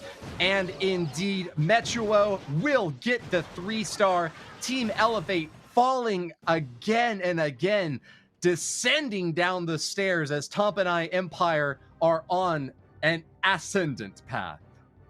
Metuo of the Costa Rica is a Lava Loon expert, and he does try to just relax before a matchup. Clearly worked for him in that situation. The Zap Lava Loon coming in really powerful. 2 minutes and 42 seconds. But hey, 3 stars are enough. It doesn't matter on the time because they are even further in the lead. And now it's time for Team Elevate to get a 3-star, because I fear, Woody, if they do not 3-star this one, it could be the defining factor of this war. Yeah, slip up from Rigo Torres to start things off, but now back-to-back triples from Tompanai Empire, and yet to see the same sort of performance from Team Elevate. I was thinking that Team Elevate might be the squad to beat coming into this one, but hard to say that at this point. Eve Mutta, though, might be the one to get the turnaround going on in for them. As we mentioned yesterday, he's a relatively new player to the competitive scene, having just reached the age of majority for competition. Loves base building and is a fearsome attacker, but didn't get the triple yesterday. Will today be his time to shine? Hopefully, he was their top hitter in the pre-qualifiers. It was unfortunate yesterday that he did get that 87% 2-star. With the Battle Blimp taking the Town Hall, that's a good start, but the air defense is shredding the healers. He's forced to use a freeze and a couple of balloons. I think he did lose a healer there to that air defense and the freeze spell, so a little bit costly, but nothing too drastic that he couldn't fix, would he? Yeah, Archer's really slowed down the approach of Mutta's Queen there, and yet that compartment has now been all but completely neutralized. Multi-target Inferno will start to engage and try to zap onto anything that wanders a bit too close, but the Queen is not too worried about that at all, receiving some excellent heals from the raged up healers behind her. We're now 1 minute into this attack and waiting for the Dragon Riders to come on in. There they are at the top corner, getting support from the Grand Warden as well. Check the spells. He's got a rage, a few freezes, and is still holding on to a little bit in his offensive kit, but not really very much to add on except for cleanup on the backside. A big swath of his space still standing, Judo. I have to say, I think the Grand Warden's ability was very impressive there to protect the Headhunters. They move across to the Queen. Oh, they don't quite get her, Woody, but the Owl should be able to finish the Queen off here. She is starting to take the Dragon Riders down, and fast, though. Enemy Queen falls. Can the Dragon Riders get this single target Inferno? He's frozen, but it's the air defense, and they miss it. Hopefully, yes, other Dragon Riders move on in because the Royal Champion needed to stay alive. She's got the ability. There you are, Eve Mutta celebrating in style, and that is exactly what Team Elevate needed, Woody. Boom. The hit is good. A minute left for cleanup, and there's nothing to worry about in terms of time. It was really just a race to finish off those last remaining structures on defense. Good strike from the Royal Champion and holding on to a spare freeze at the end of this attack. Eve Mutta showing up in style and grabbing the triple when his squad needed it the most. I gotta say, the scoreboard really looks to be heavily favoring Tompanai Empire, but anything can happen with these last two hits. If Tompanai fall apart due to Eve showing up with the defenses that we saw them able to put on the board yesterday, this could very easily be the point when Team Elevate had turned things around. Well, they are really only 1 star behind with 2 attacks remaining. So it's really only 1 base that they need to hold. That would give them the opportunity to take the lead. So still anybody's game here. I mean, let's be real. You would absolutely want to be in Tompanai Empire's position with the 1 star lead, but with 2 attacks remaining, they cannot take anything for granted here, and we know they will not be. They have the experience. They came 3rd in the World Championships, 4th in the World Championships. Is this the year where Tompanai Empire will rise? Last year, under Existence, Woody, they did only have 1 qualifier that they qualified into, and they did get the golden ticket within it. Tompanai Empire, the super group spreading out across the entire world with players from Costa Rica and Spain to Chile. This is certainly an international superstar team, and Michael DP, the next attacker, the Chilean on the squad, is ready to get it done with this Queen Charge Lava Loon hit, is shooing the Dragon Riders in favor of that old school strat.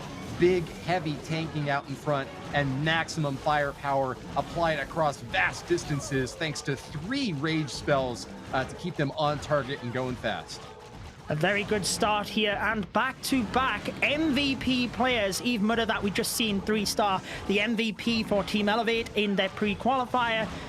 Michael, the top hitter for Tompanai Empire, sending in their best player, arguably, for this attack when it's really needed, and the Queen Charge is doing phenomenal down the bottom of the base. Still has that super wall breaker, but he's just waiting on the timing of it. Also aiming for the multi-target Inferno to the left-hand side with the Royal Champion, and that will go down. He's very patiently waiting of the King to take out an area here, so he can presumably send the super wall breaker in, or looks like he's actually just going to let the Queen go through the wall. We've seen this from Tompanai Empire yesterday, and it worked brilliantly.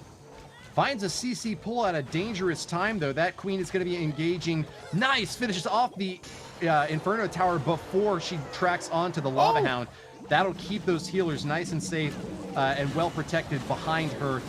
She's going to be delayed a bit now, so we're going to switch up to the top side where we see the main phase of the attack beginning. Unfortunately for Michael, a single target Inferno will burn up his Lava Hound before it even gets a chance to dish out any damage. Soaking a few shots up there, but the tanking is now down and out. He's going to have to rely purely on the damage and freezing capabilities now as he sends in the last big vestige of hope.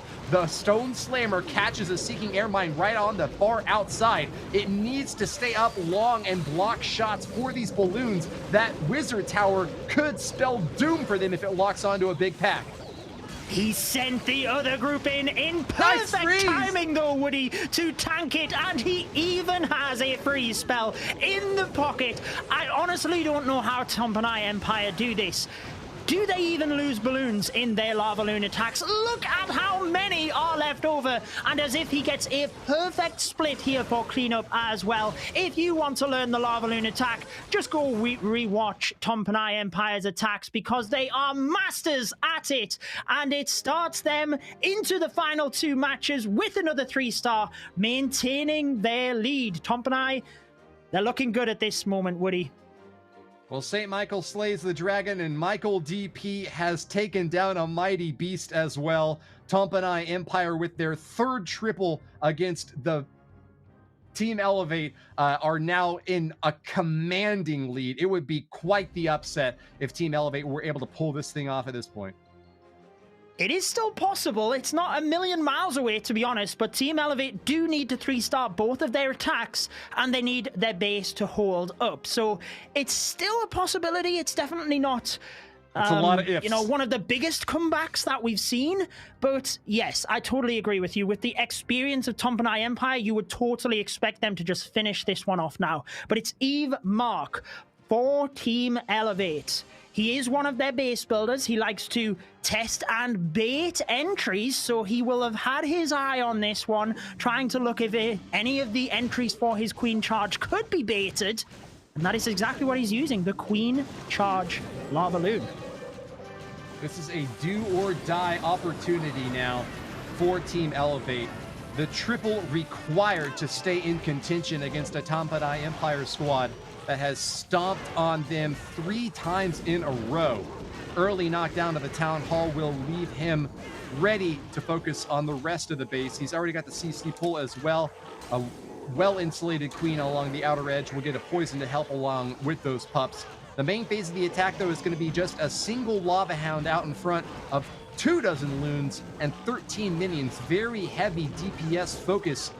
With an army comp like this, you want to see lots of air defenses going down early on. Preferably take down 2 or 3 of them with your heroes and the additional support squad here. Looks like the Barbarian King pathing along to that top compartment might have a chance to go for that air defense next. But, ooh, he's going outside, Judo. Yeah, I think that's... I mean, does he use the baby dragon here? I don't think it's the end of the world, because the Archer Queen can reach that air defense. She is doing pretty good moving through this base, and he's got the jump spell. It's whether he lets her take the air defense before he uses the jump, or whether he just focuses her fire in towards the multi-target Infernos. Does decide to use the jump, uses a wizard to take that air defense. So nice adaptions there, Woody, as the Archer Queen moves on towards the air defense. Inside joke there. Woody doesn't like me using the word adaptions, but there we go. What's happening now, Woody? The Royal Champion taking down the Eagle Artillery on the right-hand side, and the Queen is doing fantastic in the middle of the base. Brilliant adaptations from Mark here. He has really got a great head on his shoulders and is prepared to swap up on the fly as needed. Lava Hound, the Soul One, pops. And looking at the remainder of this base now, I still see that air defense over on that right side corner might be the final showdown for Mark to try to get to it. Balloons are well spread out and protected from the multi-target Inferno with that internal tome, but only for how long? Drops the freeze with perfect positioning. He will protect against both the multi and the wizard tower at the same time. A little more fire coming in to pop another balloon or two, but oh, a red airmine takes several more down. They've just got to get to that air defense on the backside, and Mark could have this one in the bag. He's pumping his fist, excited to see him do work on this base. I am so glad that he got this one because it keeps the pressure on. I was also saying at the start of this attack, all they need to do is 3-star the next 2 attacks. And let's be honest, it is not an easy task against Tompanai Empire. But Eve Mark pulling in the 3 stars. And now if Team Elevate defend, they could clinch this war and turn it around at the very end. Wow, what a finish, Woody. We've got a really interesting dynamic set up here on the percentage front, Judoslav. Rigo Torres missed 6% in his attack, and combined, Eve Kala and Carlito both also missed 6% in their attacks. That means that with Team Elevate behind a single star, the triple here from... What am I saying? The triple I know what here, you're trying to say. If they defend the triple is enough to Team win. Elevate 3-star, they also leapfrog the percentage. They don't just level up the stars, they leapfrog the percentage. So any defense and a 3-star is all Team Elevate need. But it is react. We did see the ice lava loon. I don't even know what to call it yesterday. He crushed bases. It's the Zap Dragon for this one, Woody. And everything rides on this attack now. 3-star to win the war, and a 2-star still would be a very powerful finish for Tompanai Empire and require Team Elevate to get the triple.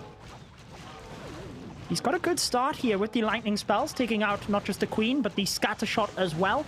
Also means that the Archer Queen has a lot less fire on her as she moves into the base. And I do note the 4 grounded expos. So it seems he's going to charge his queen into the southern area, try and keep her away from the grounded expos, and then move the dragons on through. With the battle blimp selected, it's all about where he sends them. Does he send the dragons in front of the queen? Because that would seem the best play to me.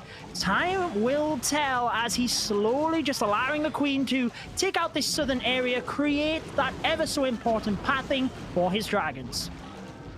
A leisurely stroll for React to start with, but you can tell that the fission reaction is starting already. Big booming damage coming on in shortly as the CC gets pulled, and it's time to start the Dragon Fire.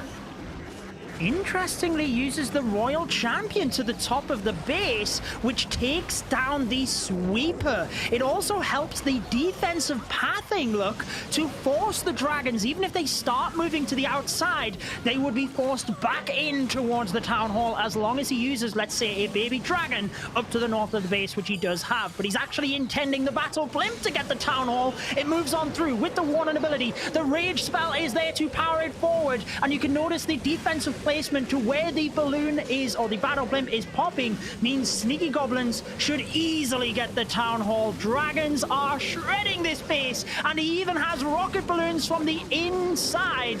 From the right side, it's looking pretty good here, Woody, but the dragons very low on hit points. Getting low, but there's still quite a few of them. That multi-target Inferno is either going to be the savior or the disaster for this base. Eve Mutta crossing his fingers and toes, hoping beyond hope that it can hold on to the pressure.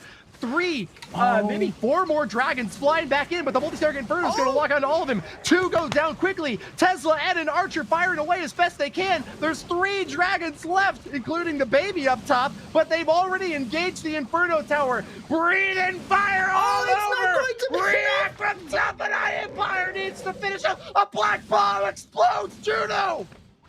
There is a storage in front of the Archer Tower, so even if the dragon had a lot more health, it would not be enough. A 98% 2-star. You could not write it, Woody. Now Team Elevate, they are a star behind, so they do need the 3-star. Whilst they would take the lead on percentage if they 99'd, it wouldn't be enough, but a 3-star would give them the victory. Incredible showing. The 98% 2-star from Tompanai Empire, not enough to give them a safe position now with the last attack being decisive. Take a look at the stats there from React. The 2-star 98% with Zapdrags coming ever so close, but no cigar. The 3-star dream is alive. Fans of Team Elevate, you're going to be telling me that I should have believed, because I did not see this as even a really distant possibility. 2 offensive successes back-to-back could be enough to finish it off. Will Vision show us what he's got? Well, I don't want to. I'm going to build the storyline either way here, Woody, because Eve Vision, his favorite attack strategy, the P.E.K.K.A. Smash. What did he use in their one war yesterday and get the 3-star? The P.E.K.K.A. Smash. What is he using in this situation when it all matters? The P.E.K.K.A. Smash. Can he do it? He's already used a rage spell to help the Warden take out that very dangerous area. Not going to allow time to be a factor. The P.E.K.K.A. have moved in early with the log launcher moving on in, and it all comes down to this, Woody. In a war season that has seen a log launcher pull off a spectacular 1-star fail, Eve Vision using witches to summon what basically amounts now to an eldritch abomination onto this field. In a season with a meta defined by air attacks, Vision has gone back to basics on the ground, rolling straight through like a steamroller all the way toward the town hall. The log launcher will pop here with a few more troops being spread out to add on top, and the rage spells deep inside are eviscerating this base, Judo.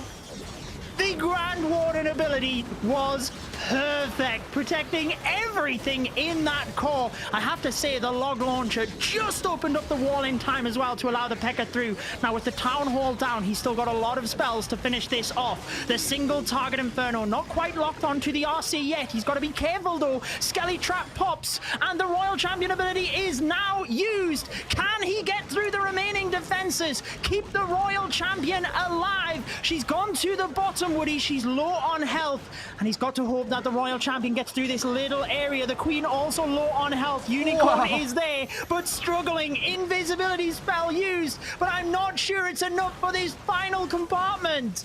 A look of desperation on Vision's face as he's just starting to realize that there's nothing else he can do to add any more firepower on top. A multi-target Inferno is guaranteed to get the lock on the Queen, who goes down now, and it's just the King and the last remaining troops along the outer edges. Tompanai Empire's defenses have held. We said Team Elevate was the defensive base building clan to watch this war, but I think Tompanai Empire have decisively taken the crown, both in terms of offense and defense. E-Vision with a 2-star now will be sent packing down to the lower bracket. An excellent effort, but not enough to surpass the Hispanic Lords, expanding their empire. The borders grow with the fury of these Cobras ready to strike again. They have guaranteed placement with a ticket, either golden or silver, with their victory over Team Elevate, who will now have to go down to face HT Family in the lower bracket. That will be the next matchup, but let's remember, Woody, Team Elevate not out of this. They can fight back, and we could even see the rematch of Team Elevate and Tompanai. So Team Elevate could still get that golden ticket, but it's Tompanai that are celebrating at the moment. What an amazing matchup that was. And to be honest with you, I cannot wait to see what happens here, and especially on which attack our expert Itsu is going to break down for us. Welcome back to the show again, my friend. Well, that was not easy to pick like an attack overall, but I think the attack of I'm Yuan was kind of unique. So let's take a look at that and how we actually approached that base. Actually, that base was a rerun of Team Elevate. So they used that base already yesterday, defended incredible well. But Almiolin is playing around the weaknesses and the strengths at the same time of this base. So what he's going to do, he's first taking down a huge part of the base around the eagle, really nice splitting up the lightnings around that eagle, and then making sure that he's sending in his heroes. He wants to take out all of this side of the base. And what this does, it creates incredible pathing. All of this part of the base has been taken down without even really investing a lot of troops, for example. So really nicely done with that.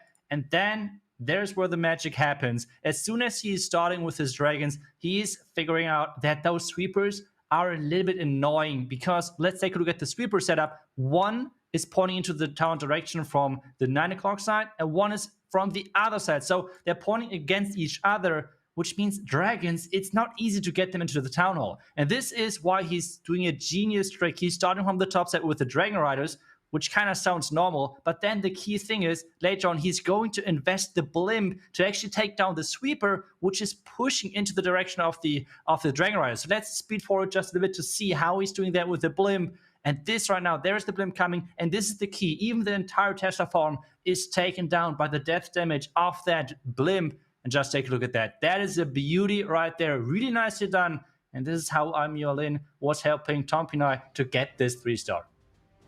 Really nice analysis there, Ritsu. Very nice little trick to know. And we did see the defenses hold up of Elevate, but also of Tompinai. So I feel we should take a little bit of a look at the base. And how did you feel about the defenses on this one? Yeah, the defense overall for both teams was really strong. And we can see a lot of those dead zones, I would say, in between of the two multi-inferno towers, which are really denying pathing. And this is kind of the key thing right now, making sure that troops cannot go where they're supposed to go, always messing up the pathing just a bit. And this, I mean, even though it's a high percentage, but it's a defense, and that's what matters. So really nicely done by the base building crew of Tompinai. Yeah, I think as long as you can defend the base, that is definitely all that matters, particularly when you have, you know, the strength of teams that you're coming up against. And I believe, Woody, it is time for our special guest. You're right, you are. Since we have to cool things down for the clans, we're going to welcome in a very special guest. He's Clash Chris _OG over on Twitter. We know him as Chris. Welcome to one of the most expert, in-depth Clash of Clans analysts in the field. How you doing today, man? Hello, good. How are you? Thanks for having me. Doing excellent. Well, we've got some questions for you particularly, and then maybe get a little bit of feedback from the other guys as well. What I want to start with is asking you, how are the new troops performing this month based on what we've seen so far during the pre-qualifier and this monthly qualifier? We can talk about the new troop, the Dragon Rider, and we have seen so many Queen Charge Dragon Rider attacks, and pretty much every fourth attack is a Queen Charge Dragon Rider attack. And in the pre-qualifier, we had a hit rate around 61%, and everyone was saying, oh, OP, they need to be nerfed. And now we are at 50%. We have already seen 20 attacks in the qualifier, and we're talking about the top teams here, so I think they are pretty good and balanced right now. Well, Judah, what do you make of that? Do you think that the Dragon Rider or Rocket Balloons are really having a big shakeup on the current metagame? Yeah, I think honestly it's a good tool for the players to have, because we've still seen a lot of variety across this month's qualifier in terms of attack strategies. And, you know, I agree with Chris there. They don't seem to be overpowered because we've seen a lot of defenses against them as well. I think it's great to just have another strategy and improve the diversity of attacks that we're seeing. All right. Well, back to Chris. The big story so far this year, of course, is the release of Town Hall 14. What's been the big shifts in the metagame from 13 to 14? If we look at Town Hall 13, the three big attack strategies right now are the Dragon Hybrid, the Lalo, and the Dragon Riders. And back at Town Hall 13, we had many Lalo hits as well, also Hybrid and Yeti Smash. All right. I want to ask you another question because we need to move on a bit quickly here. Chris, have we seen a major change in how players are using siege machines since the Town Hall 14 update? Yes, the pro players tend to use way more battle blimps because the Town Hall is such a strong defense right now, and they try to take it out as early as possible with some sneaky goblins, for example. And bouncing back to Itsu real quick, we actually just saw a log launcher used. Are there any other siege machine changes with this recent update that you expect to see developing through the metagame this year? I'm not really sure. I think, as Chris just said, I think we're going to see still a lot of blimps because they're just so powerful to take down the town. So I don't expect a lot of change in there, to be honest. Okay. Well, back to Chris then. What is the strongest off-meta strategy right now? I would say E-Drags are pretty strong. In the pre-qualifier, we had 7 out of 9 successful hits, so we are around 78% hit rate. But now we can see why pros don't really like to use E-Drags. We have seen 4 hits so far in the qualifier and only 1 triple, so 25% hit rate is not what pros are going for. Fair enough, and yet it does still seem like air attacks are in vogue right now. Judo, would you agree with that? And what do you think is going to be the response from base builders and also other attackers going forward? Yeah, I think with all of the buffs that the air troops got, it's obviously giving the attackers a little bit of an edge to use those troops. But I do think that we've seen a lot of ground attacks. I know Chris gave us the stat that the ground attacks are actually having a higher hit rate. So I think the balance will start to level back out in terms of bases trying to defend both air and ground. Well, for any aspiring players that are trying to execute well and become a pro, Chris, could you tell us what are the most important meta attacks to prepare for your game? I think it's best to use queen charges to learn them because you're so flexible with them. You can mix them with air attacks or with ground attacks, and so you're prepared for every base to come. Okay. Anything to bounce off that, Itsu, in terms of upcoming meta attacks that are turning out to be really powerful in the competitive scene? I think actually that is always going to be a big question, like what they're trying to defend. As Trish just said, I think overall 10% or something like that is the hit rate better for ground. Even though a lot of people are saying right now we have the air meta, actually ground is better right now. So that might be a big surprise to a lot of people out there, but it's kind of interesting. Maybe people are going back to defend ground again. Let's see. Well, I'm really glad that you said that, Itsu, because you actually just happened to perfectly predict the question that we got from one of our fans over on YouTube. Chrono on YouTube asked, what attack strategy takes more skill to master? Is it aerial or ground attacks? And Itsu, since you just hinted at that, I'll give you that answer first if you want to add on anything to Chrono's question.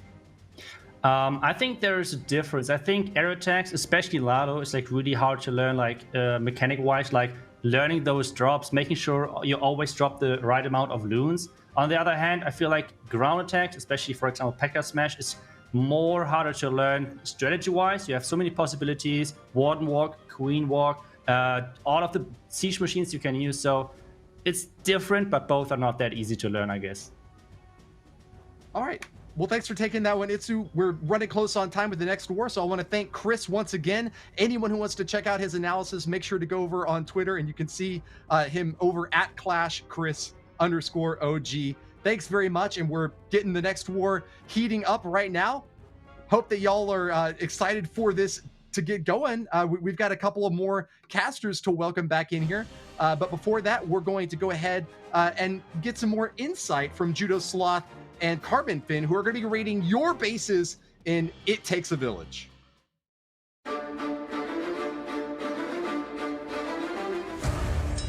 Hi, I'm Judo Sloth here with Carbon Finn. This is It Takes a Village, where we are breaking down your uploaded villages. Yeah, let's take a look at this first base here. And one of the first key things that I noticed is the trap placements. Take a look at the middle of this base.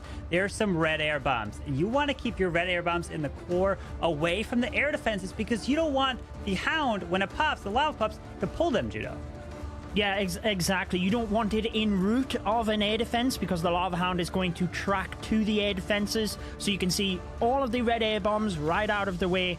And I believe it's around about 8 tiles, Carbon, that you have to have your red air bomb out of the way for the lava pups. I wonder about the tornado trap placement, whether that could be used towards the center of the base there, just to pull any balloons in towards that central area where they have all of the red air bombs. Yeah, definitely the tornado trap could be placed in the middle, kind of away from where hounds pop, but also putting it near the town hall can work really well. Can distract and mess up blimps, especially if you're trying to have yetis or things come out of that. So the tornado placement can be kind of around the base, but those red air bombs can absolutely do devastating splash damage to balloons in the core if done right here. Yeah, and I think this looks a very well-designed base, to be honest, Carbon. I like the fact that there are all of the Tesla at the top of the base as well, next to that air defense. Definitely, if somebody is starting with, let's say, a Grand Warden Walk to try and then use a smash-style attack into the Town Hall, they could have a little bit of difficulty there. Absolutely, and the one thing you notice at the top, there is a ground skeleton by that Tesla farm. And that ground skeleton helps really stall up the king or your troops trying to push away, especially that royal champions. But hopefully you guys can take this into account for your advice into your villages. And that's going to wrap up this episode of It Takes a Village.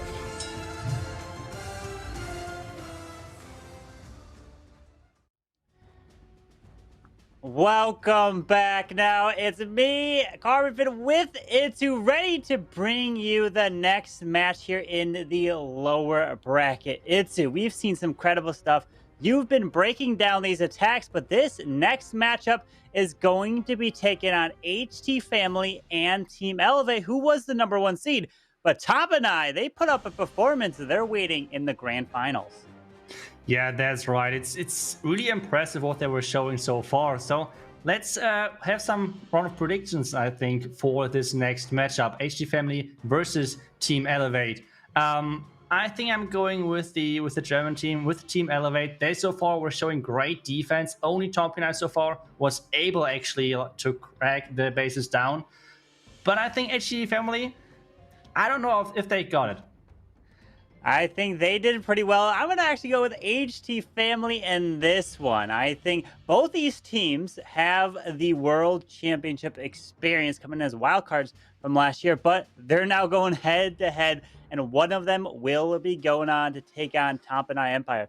Will it be the rematch that we just saw between Team Elevate and Tompanai? But HT Family is standing in their way with ICU, Fire, ISK, Jinmu, and Quinke. Look at these percentages. They're going to be trying to put up the 3 stars. But look from the previous war that they had against KOG. It was an incredible job, but their opponents is going to be the #1 seed here, Team Elevate, Itsu. Yeah, that's right. And Team Elevate so far was incredible with their defense. They had a couple of bases which they re-ran in that last match. Maybe that was the problem. Maybe Tom Pinay predicted that and prepared for those bases. But either way, we have those two team sets right now on our screen. And actually, as you just said, HT Family has a better average destruction and a better average star count than Team Elevate, Corbin. They do, but we're kicking it off right into the very first attack. It's coming in with the Mass E Dragons. We saw it start off today with Mass E Dragons, and it was a 1 minute, 19 second attack. Will that be the case here right now? AD Dragons does have a blimp, but he's looking like he's going to find a Tesla farm next to the scattershot. Yeah, and E-Dragons always, as Judo said, are super explosive. So let's see how the entry is going to look like. So far, the E-Dragons are getting placed. Where's the warning ability? There we go. Ooh. Now, typically the 2 rages, one on the right, one on the left. There we are. And that's exactly how every single E-Dragon attack is starting. But now it's all about the follow-up. Now it's all about the spell placement. And he missed that queen. Ooh. And that queen already nearly took down an E-Dragon. The super minions are going to finish that off. And there is so much damage in that core. Yeah, the super minions did a massive amount of work finding some seeking air mines, but this blimp is pushing its way towards the town hall, which he's gonna get taken. Wait, no, he freezes the town hall now, but he's saving onto the Royal Champion still to use, but the enemy RC does end up freezing her. The E-Drag needs to take her down, Itsu. That's right, this town hall had to go down, and it went down. Now it's all about the Sing Inferno Tower, though. This Sing Inferno Tower could be a huge threat. It's locking onto the Warden. Down it goes. The Warden is defending themselves, and now the Royal Champion Corbin is coming in as well. Yeah, the Royal Champion does have her ability, saving onto the 1 freeze, does decide to finally use it onto the top air defense where the E-Drag is, because the RC has her ability, pops it now, skips across the air defense, goes down to help that E-Dragon, and it's looking like HT Family is going to have enough to get the 3-star here in this war. Yeah, you can see the relief on his face as he just saw the bounce of that Royal Champion shield, directly going for that air defense, saving the E-Dragon.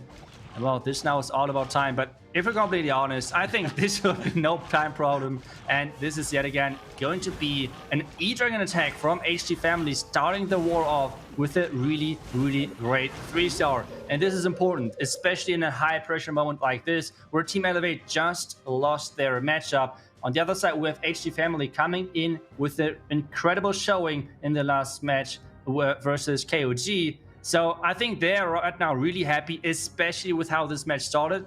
And now it's up to Team Elevate staying calm, concentrating, and doing what they can do on offense. This is the key thing now for those players. Absolutely. With coming away with that 3-star, my question I do have for you, Itsu, is going to be, you have the pro experience. Would you be wanting to attack first or last in the war? Granted, if you're coming away with a 3-star like this to kick the war off. Ooh, that's a tough question. To be honest, I don't know. I mean, both is super stressful. So I guess I was most of the time the finisher, kind of. Okay. So I guess I would go with this. But let's see. Kale is doing the first attack for his team.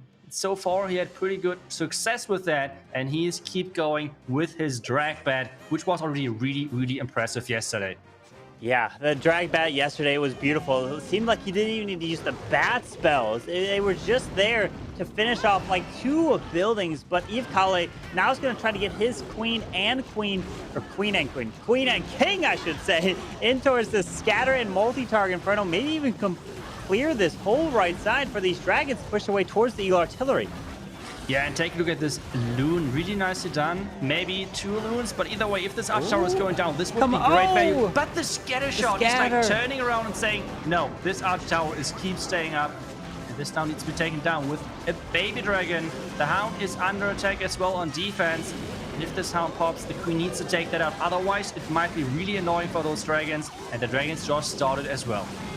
Yeah, the Dragon's going to push their way, help grab this Eagle Artillery relatively quickly. Does have the Dragon Rider off to the top side. Scattershot is distracted on it, and he's saving onto this Warden Eternal Tome. Looking pretty solid so far. As long as he keeps this push through, the Queen with the Unicorn. Look at all these traps with the Warden ability. That is incredible, but the Queen is staying alive and providing some more damage. But now it's all about how is that poison working against those dragons. The poison can be so deadly to those dragons inside the tower bomb. But there's still a huge group of dragons at the top left. Yeah. The dragons are basically tank the Inferno Beams, and the Bats have no threat on this bottom right side of the base. Gonna completely crush it. Uses the freeze. He can swag this last freeze, to be honest. And Eve Kale answers with his own crushing drag bat triple. That was really, really important. As we already said, Team Elevate coming in from a loss. This 3-star is giving them huge confidence, making sure that they can go into the next attack with their heads high. So that was really, really important, I think, for them momentum-wise. And now we have HT Family again, and they obviously want to put the pressure back on Team Elevate. Maybe the mind game isn't as strong right now, even though Kale just 3-star, but still with HT Family non-stop 3-starring their OP bases then. This is going to be tricky because they so far relied really heavily on their bases. And if then HT Family is coming in and non-stop 3-starring those, it's not an easy task then. Not at all. And to think that this war, if you win, you are guaranteed a silver ticket. That is huge to be able to play in that last chance qualifiers no matter what. Everything is on the line, and Team Elevate with the captain, Eve Kale, leading them off in this lower bracket down here against HT Family, absolutely crushing with the drag bat. He did it in his first attack yesterday, and he did it here again. But now it's time for Fire to be coming in with his own kind of version. Hydra. He's got the dragons, the dragon riders, bat, skeleton. He's got a mix of everything here, Itsu. I remember that back in the days on Town Hall 13, I think it was MKMA who did this kind of like hybrid spell combination with the bats, with the skeleton spells. It was surprising everyone when they were doing it the first time. And now we have Fire from HT Family doing a similar style, but using the Hydra instead. The Queen is getting a lot of value, but the scatter shot is the air defense. not taking her down, but the air defense is staying up, yeah. Yeah, the 80 stays up, decides to send one more rocket loon into it. He's just gonna dodge the sweeper shot. Sweeper doesn't want to get his shot off, and he lands right next to the town hall. Somehow, the sweeper just took too long to push that blimp back, and he timed it perfectly. Sneaky Goblins hopefully take the town hall down, and yes, the town hall has just been secured.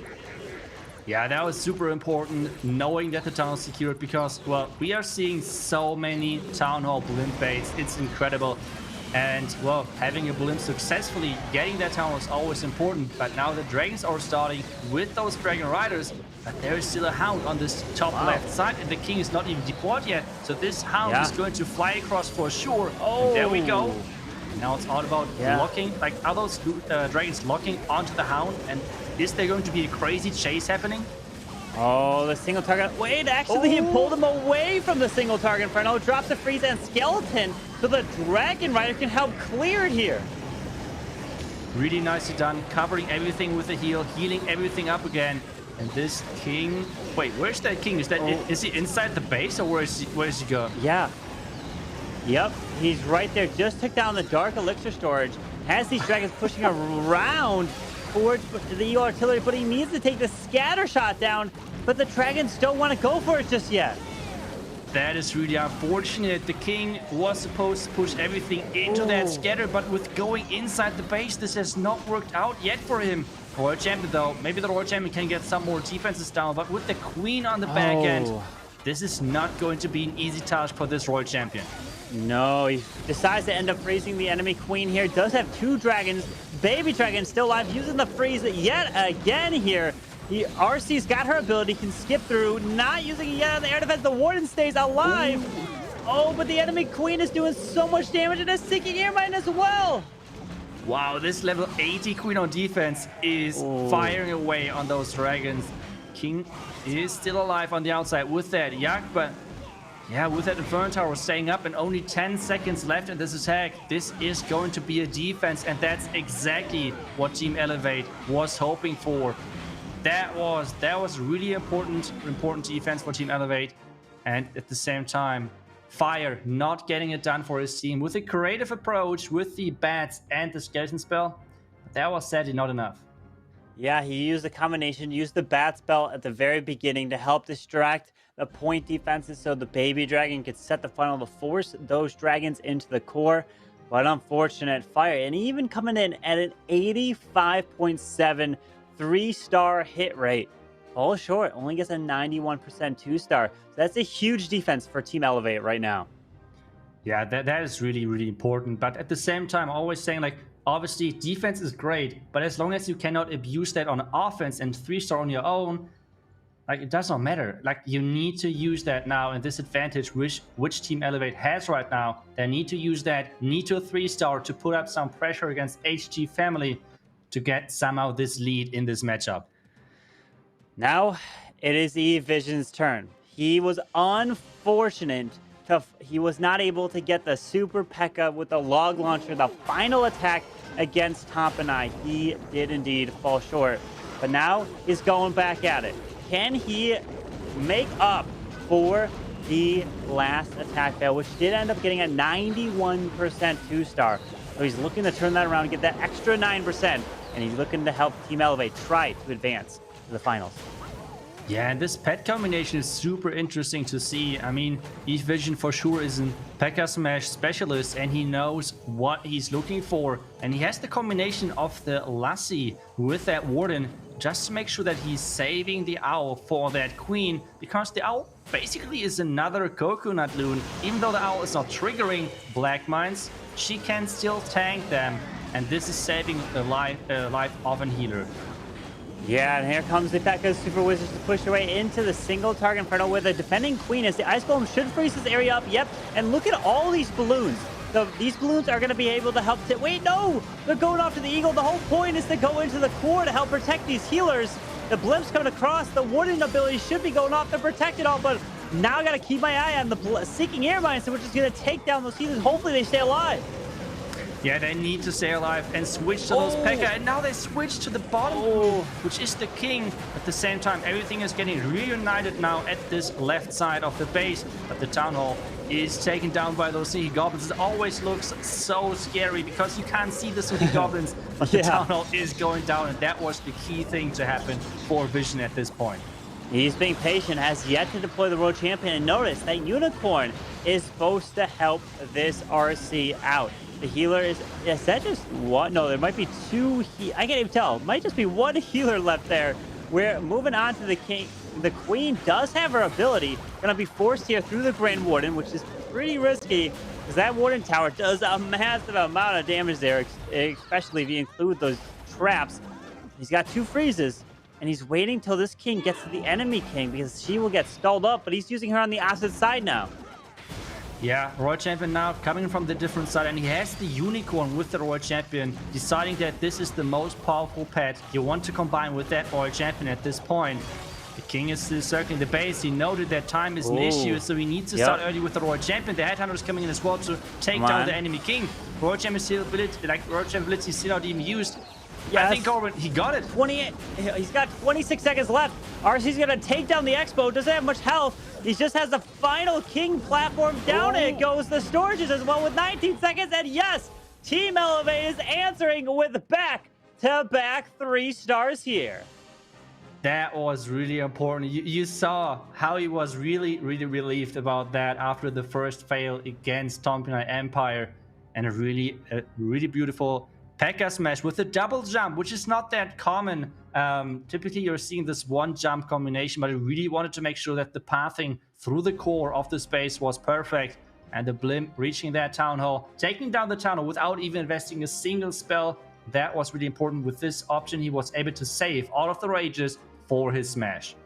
It was a beautiful blimp across the base, had plenty of balloons, which did veer off to the bottom side, but the healers were able to get their value. A bunch of them did get picked off, but E-Vision turns the last attack around. That's a beautiful thing about these pro players, is they can take one attack at a time, put the last one in the rearview mirror, and focus on the current war. And now that's exactly what Jinmu has to do here. And he is also coming in with his own version of the P.E.K.K.A. Super Wizards. Yeah, and we were just talking about the statistics with Chris, and ground right now is incredible strong. Yes, we know Air got like the biggest love with the last update, with having so many new levels and everything. But as we already said, everyone is trying to defend Air now, and this is typically leaves ground being super strong. Warden is taking down the scatter and is providing some nice pathing later for the P.E.K.K.A. and for the Super Wizards. And then he has right now a lock launcher selected, where I have to say I'm a huge fan of that. Yeah, that log launcher is going to look to help grab a ton of value going to the Town Hall, which is over by 9 o'clock on the left side with that single target Inferno kind of protecting, but it's pretty far away, meaning this log launcher, hopefully with the Grand Warden assistance, can make its way all the way through. But there's a few moves to help test. They're getting hit by the Wizard Tower here. Yeah, even though it's not too much damage, but I mean, this means a couple of more red mines can take those down, take down those healers. Now we have the super minions on defense, which can deal so much damage. So a great warden ability is keeping everything alive, and this log launcher is keep rolling those logs into the direction of the Town Hall, and only the top side of this base for now is keep staying up. Yeah, with that freeze onto the Town Hall, double Seeking Air Mine hits some of the healers there. Gets spun around, uses another additional freeze. Rage is coming down. Sneaky Goblins finds a bunch of traps by this Town Hall. Queen's ability does just go off, takes out the scatter shot, but he's got the World Champion moving around the base of the bottom side with the witches. Yeah, and even the Unicorn is keeping the Queen alive. The Yeti is tanking from that lock launcher earlier, and the Royal Champion is now just dancing around those P.E.K.K.A. and wow, that attack was incredible. Now having even the freeze to use that onto the Queen. He's already knowing that he got this in the bag. So really good job. And we can see those two teams, like, they are not relying on air attacks. They know ground right now is incredibly strong, and they perfectly know how to use that strategy. Beautiful attack from Jinmu, and that is another 3-star added to the board. And this is an elimination match, so all the pressure is on the line. If you lose, you are eliminated, you are done, and you have no chance at getting even a silver ticket. And that's what they're trying to fight for, getting that gold. But if you fall short, you can still get invited back and compete in the second chance, that last chance qualifier, which is a ton of pressure, and you need to win this war here, Itsu. Yeah, that's right. I mean, at the same time, there's a Tonkin Empire waiting for you in the finals, and they have 2 lives due to the system of the double elimination bracket. So it's not going to be an easy task, but as you said, the silver ticket is already a really, really cool thing to get. And, well, now it's back to Team Elevate, and they obviously want to push their lead. They do not want to fall behind, because I feel like so far, whenever they had the lead, they never let it go. But as soon as they're getting behind, this is the moment where they kind of tend to struggle. Well, it's Eve Carlito's turn with another ground attack. When we were seeing the Top and I war, it was all air and only air. But now this war, it's like all ground with the P.E.K.K.A Super Wizards. But okay, Eve Carlito, what's your plan with this attack? He's taken all the time in the world here. Finally decides to drop the Grand Warden with the Owl towards the Arch Tower, down about 8 o'clock at the bottom of the base. Finds a Tesla farm, seems like, which hopefully doesn't stall this Warden all too much. Needs to set this funnel up. And finally, now just using the Rage to help speed him up. Yeah, but I think he already expected the Tesla farm. That was why he dropped that Barbarian. He wanted to scout for the Tesla farm, because if you're dropping a Warden right into a Tesla farm, that's not a healthy thing you can do to your Warden. So that's why he dropped the Barbarian, scouted for a possible Tesla farm. So he already predicted that, yeah, well, there could be a Tesla farm. And it seems like he's totally fine. But all of those ground skeleton traps are being kind of annoying. But this Owl Carbon is doing a great job of getting rid of them kind of quickly. And the beautiful thing is the Owl is surviving. Usually, you tend to drop the war in the corner, maybe close to an air defense, and it goes down right away. And luckily, that Owl did not chain onto the Town Hall and activate it too early. But here goes the P.E.K.K.A's Super Wizards pushing his way in with a bunch of balloons to help try to protect these healers as he gets in and tries to take out the scatter shot. Yeah. The Owl did not survive, unfortunately, but now the Smash, as you just said, is going to the base. The Loons are doing a great job of tanking out of... Oh no, you missed the Loons in their Warden Ability, which is typically such a nice thing to keep them alive in that Warden Ability, because they're triggering every single Black Mine in that base. And now with this defending triple Ice Golem Clan Castle, this is not an easy task for them. And now the Blimp, is there any Black Mines? I think Goblin... Oh no, there's not. It makes it to the Town Hall here, safe and sound. He still has the King ability, which he is. He beat through the outside of the base. Can these sneaky goblins take the Town Hall down? And yes, the Town Hall is secured. And that is why we've been seeing a lot of blimps being used for the Town Hall, because you do not want to push through that Town Hall poison. It is devastating. When you can use that blimp sneaky goblins, it's so much value there. The Road Champion now looking to clear this multi-target Inferno. Does have a single on the backside and an Invis and 2 freezes left to use here. Yeah, that's a lot of spells versus that back end, but at the same time, the Queen now is breaking through that wall. It's not the perfect wall, but she at least should get outside of the base and can reach some buildings. Hopefully she's not changing her mind. Yes, she's keep going for that wall. Now going for the Expo. There's the freeze. Really nicely done. Nice. There's no headhunter for the backhand king, so that might be a problem. Well, no, they are. They are actually they hitting the defending king. They came from the right side, and down goes the king. The RC ability is in, and oh no! He uses the invisibility spell onto the last building. Imagine if he time failed. Oh, but he still gets the 3-star. But it's all about time, too. You want to try to triple them as fast as possible. So that invisibility spell, hopefully that doesn't come back to hurt him.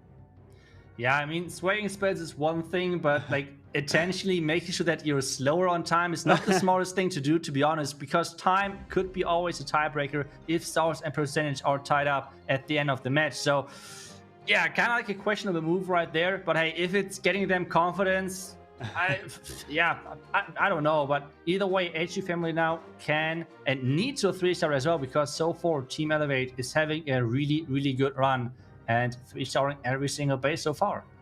Yeah, absolutely. They are doing fantastic. But I got a question for you. It's, have you actually used the invisibility spell on a final building or defense that was left? And did you end up time failing, or have you been close there? I think I did it once just as a meme in the stream. But except that, no, not really. I'm just way too scared of time fail. So yeah, let's leave it like this. Let's take a look at the next Dragon or Hydra with Bat's attack, because this is exactly what ICU is coming up with. Well, he sees this base and he's looking to help take the value down by the multi-target and air defense topside. Uses a super wall breaker. King should loop his way into this compartment, which also gives him access to the defending King. So hopefully these dragons won't get slowed down on him. Yeah, Queen now is following that King. There are the Headhunters. I feel like Headhunters are such a strong troop nowadays again. Like, I feel like at the beginning people were like saying, they're kind of useless, but nowadays you can't like really think that they were at some point never in the game. Like, they're so strong for those heroes and against those heroes, obviously.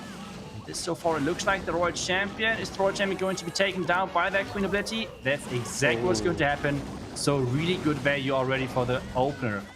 Yes, beautiful value from the Queen. She even steps in. Can she grab the Grand Warden? Yeah, the Grand Warden platform goes down, and that's actually huge value. It is a tank on defense.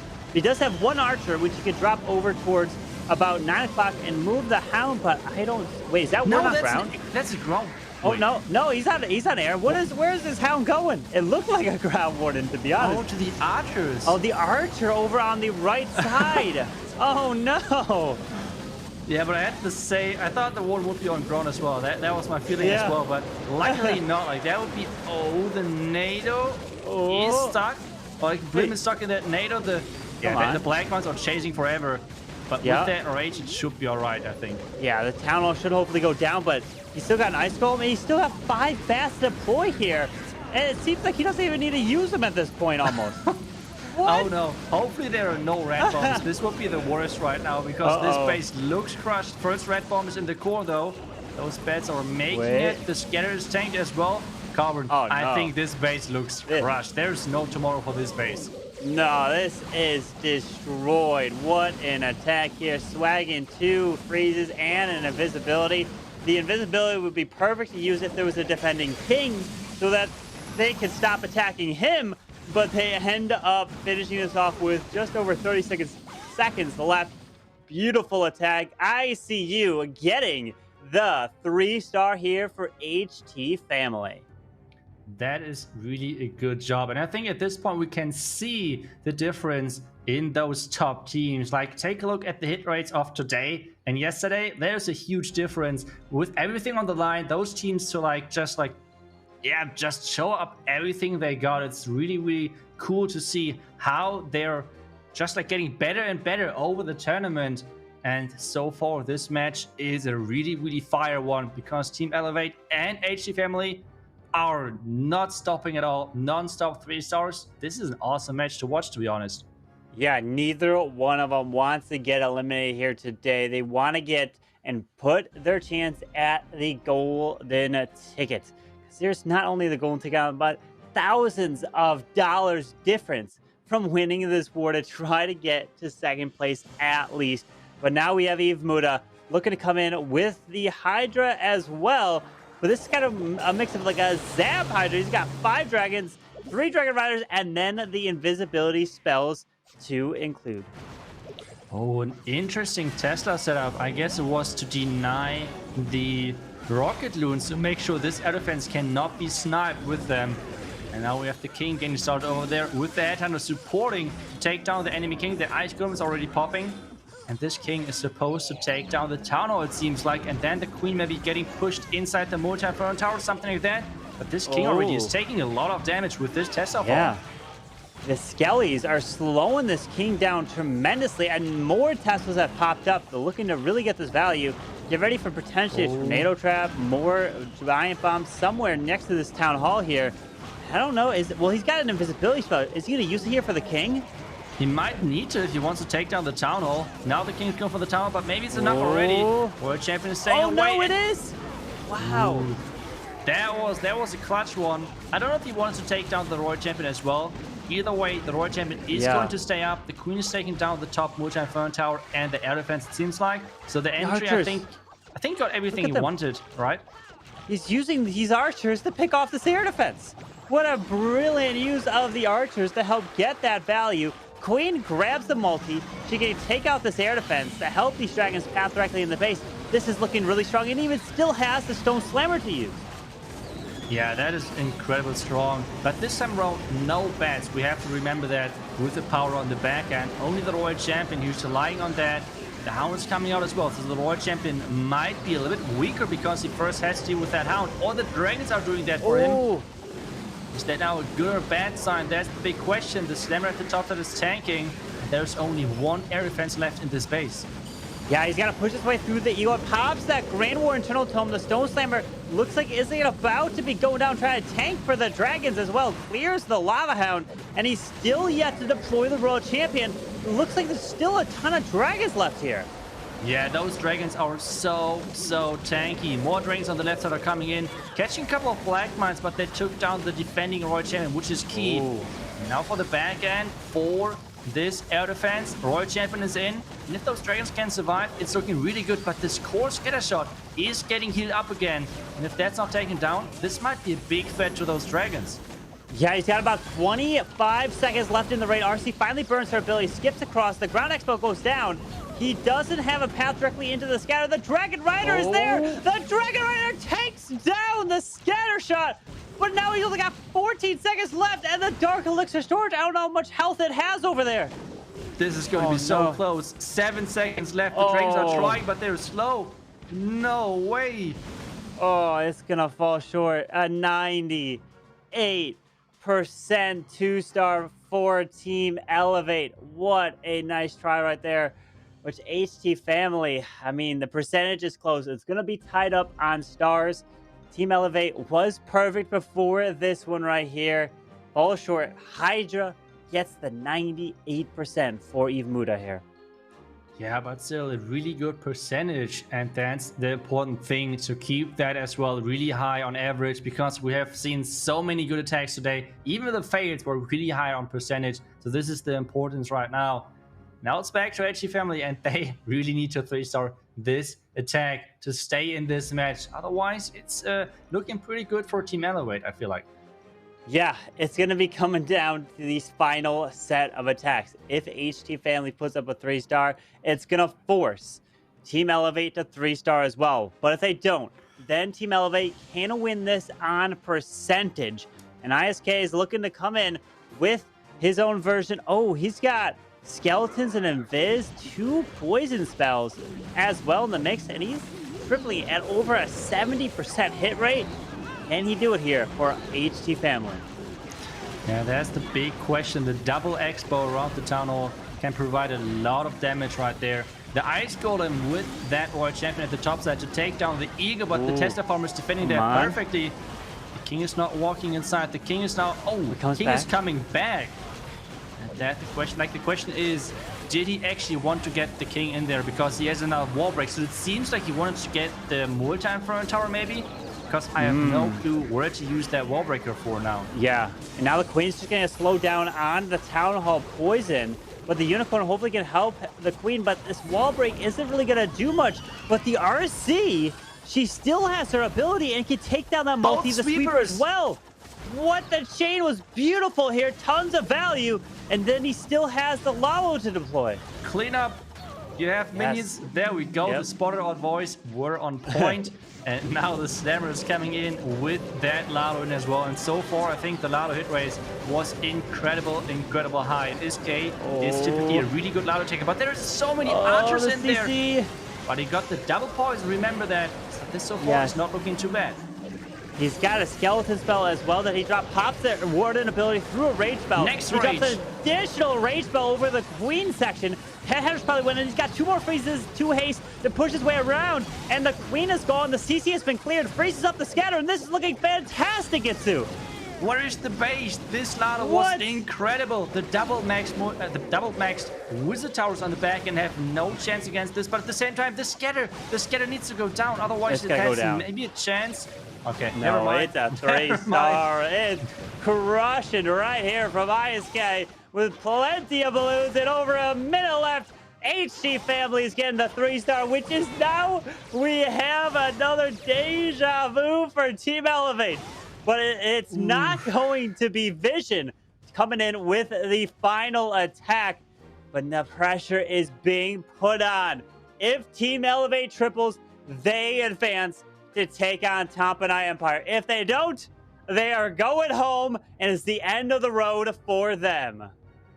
Yeah, and Eve Mark has to do it. He's typically a Queen Charge Lalo attacker. Queen Charge overall, that's his special ability, I would say.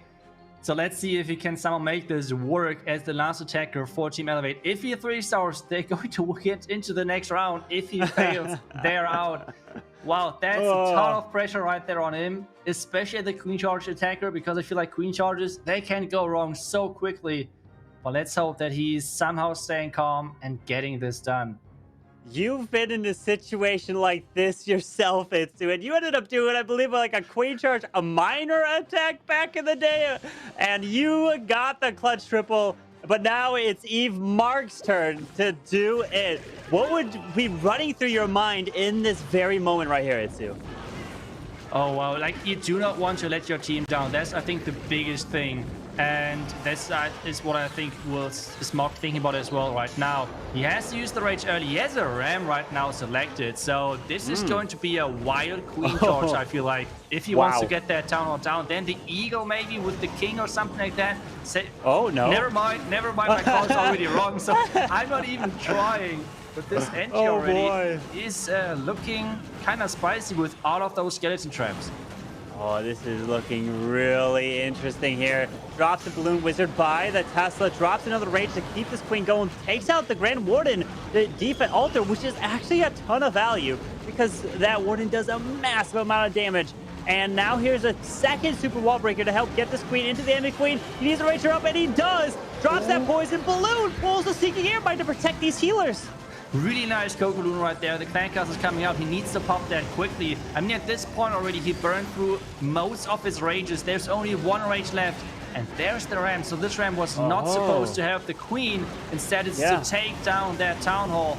And now we have the Royal Champion instead to go for that Eagle to take that out. But as I said, there is only one rage left. The next wall break is not going where it's supposed to go. No, it doesn't get there. But the Queen goes to the multi. The RC should be able to grab the Eagle Artillery. Are there sneaky goblins out of town? Yes, the Town Hall has been secured.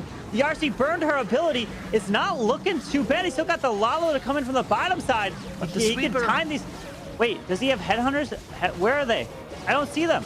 For the enemy world champion. Yes, no headhunters in this army composition. He wanted to get his Queen into the core. He wanted that wall break was supposed to open up the core for the Queen. But the Queen now not getting a single sweeper, not getting the enemy defending Royal Champion. Oh no, Mark. He somehow needs to make this to get Team Elevate into the finals. There's the haste. Royal Champion, though, still staying alive. Come on, Owl. Owl, can you take out the enemy RC? The balloons are pushing their way through. The Queen's ability goes off. The single target is going to be locking on her soon, but that Royal Champion is doing a massive amount of damage. Minions! The Queen, he makes her invisible. Minions are on the RC. Are they going to take her down? Yes! The Royal Champion goes down here. Oh my goodness, 34 seconds left in this one. The Loons are cruising through. The Sweeper should be taken down soon. Time is ticking. But I mean, Lalo's kind of quick, right? Oh, the NATO trap. Wait, slow him down. 24 seconds. Does he have enough? The minion over on the far right. Warden. The Warden dies. Oh, no, but the storage is pretty low. The Queen is beating through the wall. 13 seconds. Isn't enough. Oh, no. It's going to be a time fail. The Blues take down the Clan Castle, but it is not gonna be enough for Eve Mark of Team Elevate. And HT family are going to be victorious here in the lower bracket too. Wow, what a nail biter to the end. Like 2 more seconds and those minutes could have done it. But HT family is clutching it with their last second 3-star. So what a match! Like I'm still like out of words. Like this was so close. And Team Elevate twice now. That was such an unfortunate ending for them. Twice they're ending on the last attacks. They need to 3-star, and sadly they're not getting it done. Yeah, it was unfortunate. Team Elevate had 2 chances there with the final attack to win, and they fell short yet again. So now we're going to see Top and I Empire versus HT Family. But before we go to that match, we're going to be inviting Judo back here. We need his help to break down one of those crazy attacks. Judo, welcome back. Which one are you going to be showing us today?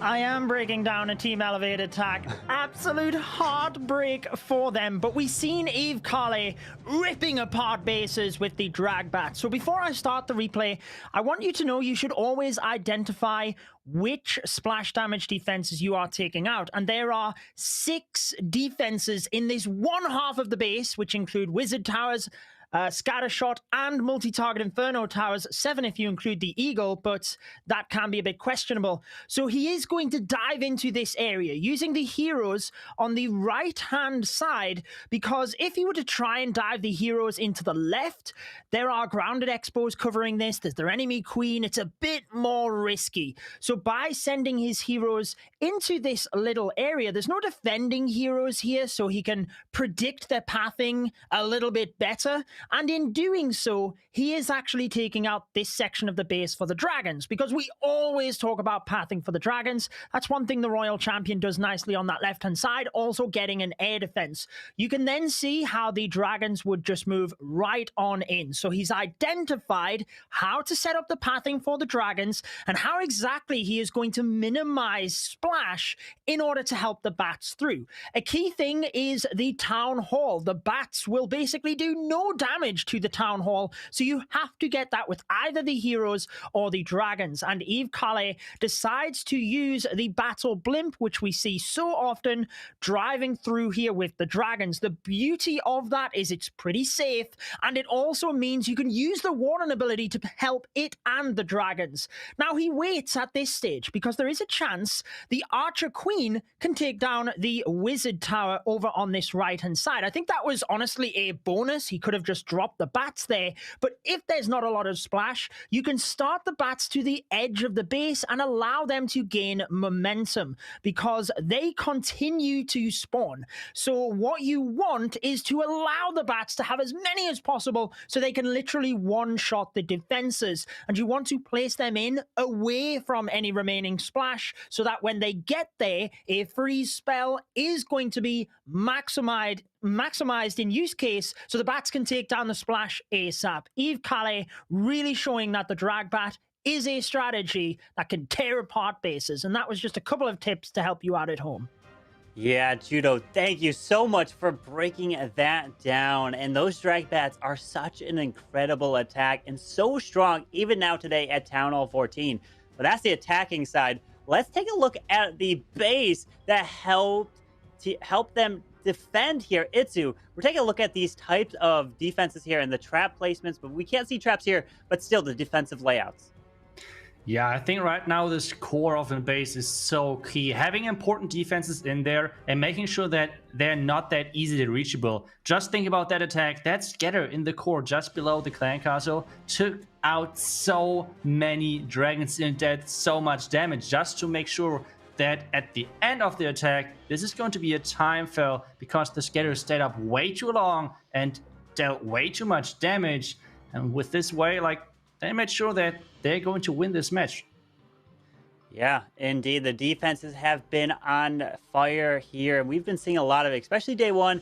Day two, we've been seeing quite a bit more 3-stars with these players, the high pressure and the stakes on the line. But for everyone at home, now my question to you is, are you guys a fan of Cynthia? Are you a fan of using the invisibility spell, Earthquake, Skeleton to help take down scatters and the clan castle? Well, you're in luck because we have Cynthia in a video here with some pro tips to help teach you exactly how he does it.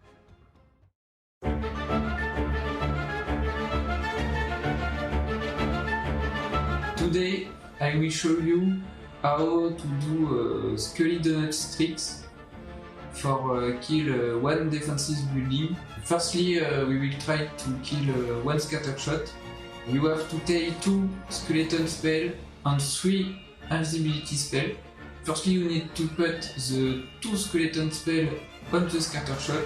After you put 1 invisibility spell 3 tiles away from the scatter shot. You wait 4 seconds. You put again 1 invisibility spell.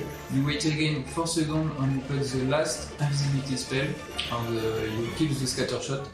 Now I will show you how to kill 2 defensive buildings.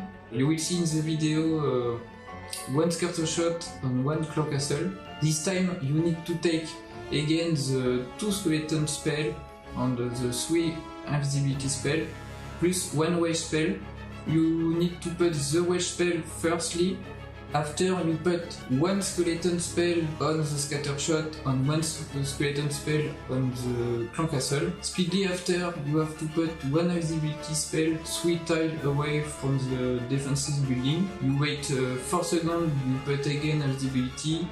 4 seconds again, the last invisibility spell. You can take 1 earthquake in your army. If you miss 1 defensive building, you can put the earthquake on for finishing. I hope these pro tips will help you in your future attack.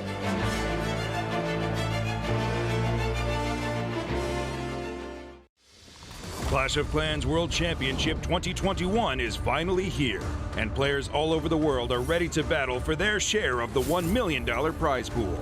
The year consists of 6 monthly seasons, each with 3 stages. Each season starts with clans competing in Clan War League, and those clans that finish in Champion 1 through 3 are eligible for that month's pre-qualifier. The pre-qualifier is a 2-day single elimination tournament where teams are seeded based on their Clan War League results. The top 64 highest-ranked teams from Clan War League will secure a bye from day 1 and will meet the top 64 teams from day 1 on day 2. After 2 days of pre-qualifier battle, only 6 teams will remain and advance to the monthly qualifiers. The monthly qualifier is where everything is on the line. Teams battle it out in a 2-day double elimination bracket to secure first place and a golden ticket to the World Finals. A silver ticket will be awarded to the second place team, which earns teams a shot in the Last Chance Qualifier. Teams can also earn a wild card in special community tournaments. Wildcard holders will meet the silver ticket holders in the Last Chance Qualifier. The 2 teams who emerge victorious from the Last Chance Qualifier will join 6 of the golden ticket winners in the World Finals. By the end of the year, we will get to witness the best clashing in the world when the top 8 teams battle it out in the World Finals for a share of the $1 million prize pool and the title of World Champion. Prepare for war!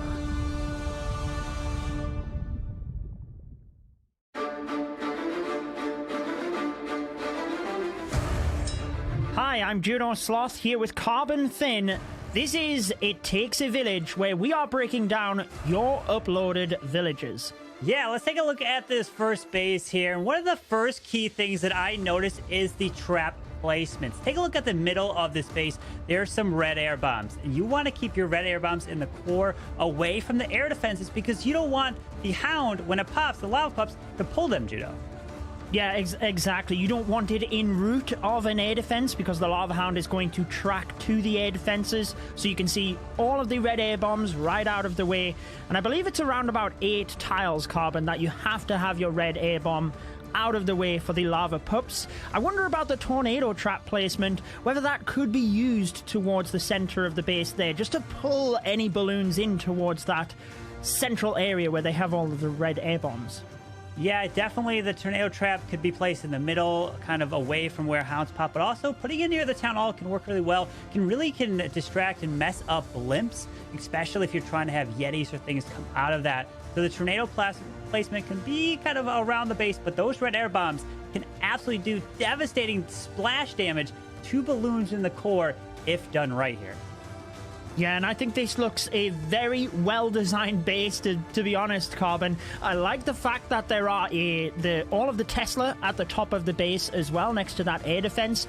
Definitely, if somebody is starting with, let's say, a Grand Warden Walk to try and then, use a smash style attack into the town hall, they could have a little bit of difficulty there. Absolutely, and the one thing you notice at the top, there is a ground skeleton by that Tesla farm. And that ground skeleton helps really stall up the king or your troops trying to push away, especially that royal champions. But hopefully you guys can take this into account for your advice into your villages. And that's going to wrap up this episode of It Takes a Village.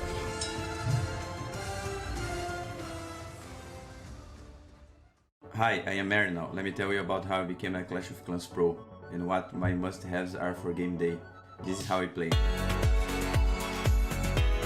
I started as a YouTuber first, back in 2018 and 2019 when the competition started. I decided to give it a shot and it happened naturally because I started winning some competitions and went to Poland. Most of the time I was doing war content, more like tutorials and how to attack bases and hit. My setup at the beginning was very simple. I bought a lot of equipments back in 2019 when I decided to make YouTube my job.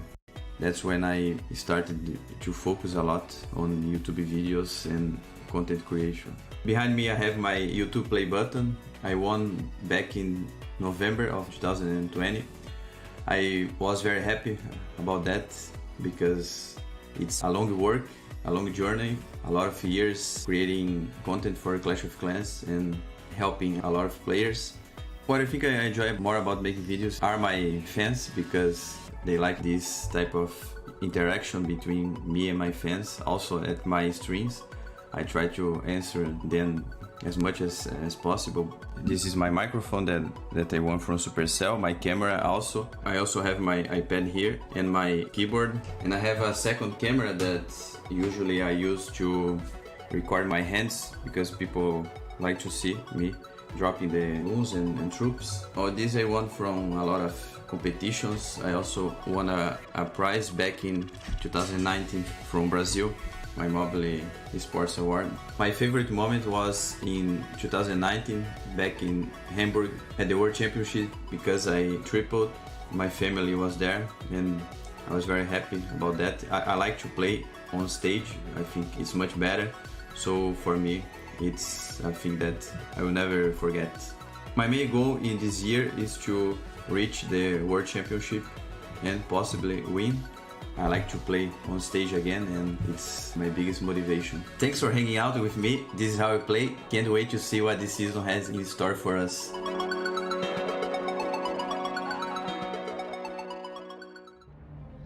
Thank you, Marinol, for teaching us exactly your setup and what you go through your content creation. There is so much behind the scenes, plus it gives your fans a big viewpoint to that, and it's amazing. But now let's take a look at the bracket and where everything stands here in day 2, where these teams are trying to compete for that golden tickets. Because we have Tompanai Empire from the winners bracket. They are waiting up there at the top, and then now at the bottom of the bracket, we'll have to take a look. We'll be bringing it on the screen for everyone, but we've been seeing some insane matches and we're going to be taking a look, and it is unfortunately HT Family has been disqualified for a disconnect during the last match, which means Team Elevate will be moving forward in the bracket. So we're going to be seeing Tompanai Empire and Team Elevate here. And Team Elevate must win twice over Tompanai in order to win this one here, Judo. Yeah, they certainly do. Heartbreak for HT Family, but we are going to get to see that rematch of Team Elevate and Tompanai, which we've seen in the upper bracket. Such an exciting matchup that we've seen, and maybe Team Elevate can, fight back on that one and bring in the 2 victories. They were ever so close. And I guess we'll have to just wait and see as the match is getting prepared in the background. But what's your thoughts on this upcoming matchup, Itsu? Do you think Tompanai can close it out? Or do you think Team Elevate will come back swinging? That's a really good question. I think especially for the base, like for the defensive side, it's going to be interesting because at this point, Team Elevate already had to play way more matches. And this means maybe they have to rerun a couple of bases, which might not then the best. So it's really hard for them to choose which bases to run. And I think defense right now, we have seen that over the qualifier, was just so incredibly important. So I think defense-wise, Top and Empire has the edge. Woody, what do you think? Offense is like, who's leading in that one? Yeah, I just think it's deeply regrettable for HT family and hope to see them again at a future month. But it's out of our hands now. We're looking forward to the next match, a rematch now between what I call potentially the best two clans in this competition, and I'm glad to see them returning to the grand finals now. I think Tompanai Empire still have the upper hand. They took the win last time, and even though some of those bases are going to be burned now, there's an opportunity to get a better sense for what the defensive construction is going to be. I still think Tompanai Empire with their offense are going to have a leg up. Yeah, we're going to have to see these teams compete between Tompanai and Team Elevate. Team Elevate is the #1 seed. But what I am kind of curious to get a take from each one of you here is, who do you think is going to win this match here between Tompanai? We saw Tompanai winning, taking out Team Elevate just barely. Team Elevate wasn't able to get that 3-star in the end. So I'm thinking that Tompanai are going to continue, because remember, Team Elevate must win twice, 2 times in a row in order to win this one. So Judo, what about you? Who do you think is taking this one? I'm going to stick with the prediction that I made in that upper bracket, in that of Tompanai. I think as big of a fan I am of Elevate, Tompanai just have that extra experience, and I think that shone through in the matchup. And I believe now that Tompanai only need to win 1 out of 2 will definitely be the case again. And I know, Itsu, you kind of hinted towards that, but do you agree with us, or do you think Team Elevate will get it? Yeah, I think right now, momentum-wise, it's going to be in favor of Tompanai, because, like, as a player right now for Team Elevate, like, the first, like, when you played the match against HT Family, you obviously were down because, well, you lost the match technically, and now we're getting into the finals, but obviously you're happy, but at the same time you're not happy how you got there. So, especially knowing Color, I know that he's going to feel exact that way. So I don't know how the team is going to handle this, and this is why I think Tompanai is going to have the upper hand in this match overall. What do you think, Woody? Yeah, I mean, the match went down to the very end in their previous hit. Match 8 was, I think, the closest that we've seen all season long, with it really going down to a 2-star 91% deciding victory for Tompanai Empire. So very close, but just the advantage in momentum of having picked up the prior one, as I have heard we have already said, as well as the fact, I mean, it's a gigantic strategic advantage to be on the top bracket, because you have 2 lives. You can even screw up once and still come back with a bracket reset and the opportunity to take the whole thing again. Just crack your knuckles, dig back in, and go at it. So I think Tompanai Empire rather are far and away the favorites. But Carbon, do you have anything to add on that? Yeah, I think all you guys said is exactly what we're all thinking here. Is Tompanai is coming in here, and they're coming from the winner's bracket, and that has so much momentum. And now we're going to be taking a look at some of the best moments so far here in the competition at the players. We've been seeing some new attack strategies with the Dragon Riders, with the Drag Bats, but included with those Dragon Riders and even those rocket balloons here. Judo, did you have a best moment that you really wanted to shine a light on?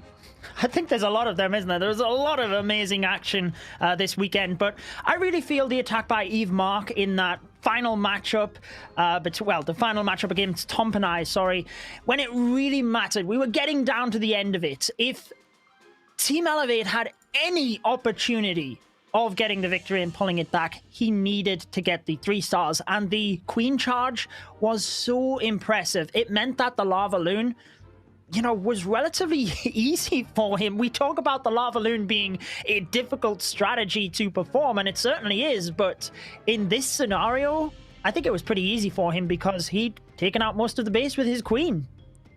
Yeah, did an amazing job. And Eve Mark, like Itsu said, is a Queen charge. Lalo got to be tripling so many bases.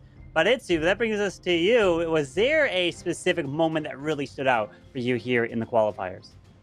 Yeah, I'm still really impressed by the attack of Almira Lin versus Team Elevate.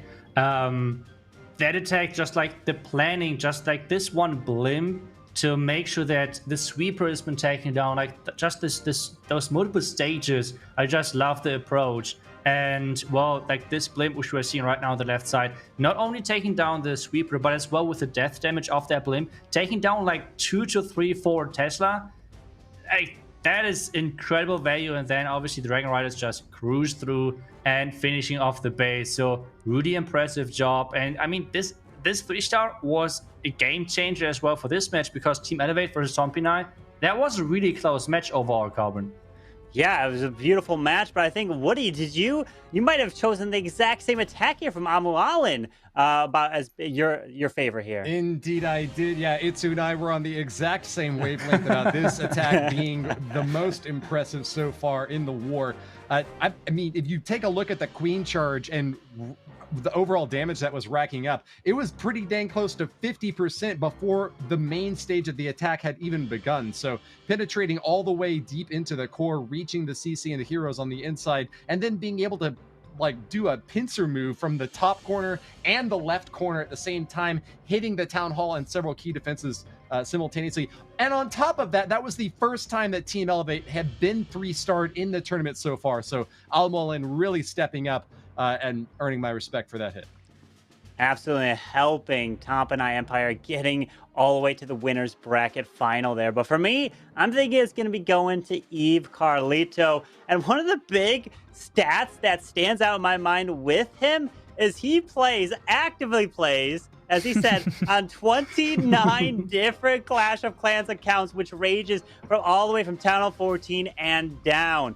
But Eve Carlito coming in with the P.E.K.K.A. Super Wizard Smash, taking down the base. And the beautiful thing is using the blimp to help take down the Town Hall with Sneaky Goblins. It's a huge investment, using a Royal Champion on the backside of the base to be able to help clear them. And he had these spells to be able to help finish it off through the single target Inferno. But 29 accounts, that's just absolutely incredible. I just can't wrap my mind around that fact. But we're going to be seeing now Team Elevate taking on Tompinai Empire in the finals. Remember, Team Elevate needs to win twice in order to take the golden ticket. But now we're going to have Judo break down another one of the attacks here in the qualifiers for us. Take it away, Judo. Let's break down that man of the hour, Eve Carlito. I thought I had enough accounts with 19, but like you said, 29. He did start in 2014, builds bases himself as well, so he clearly knows how to take them down.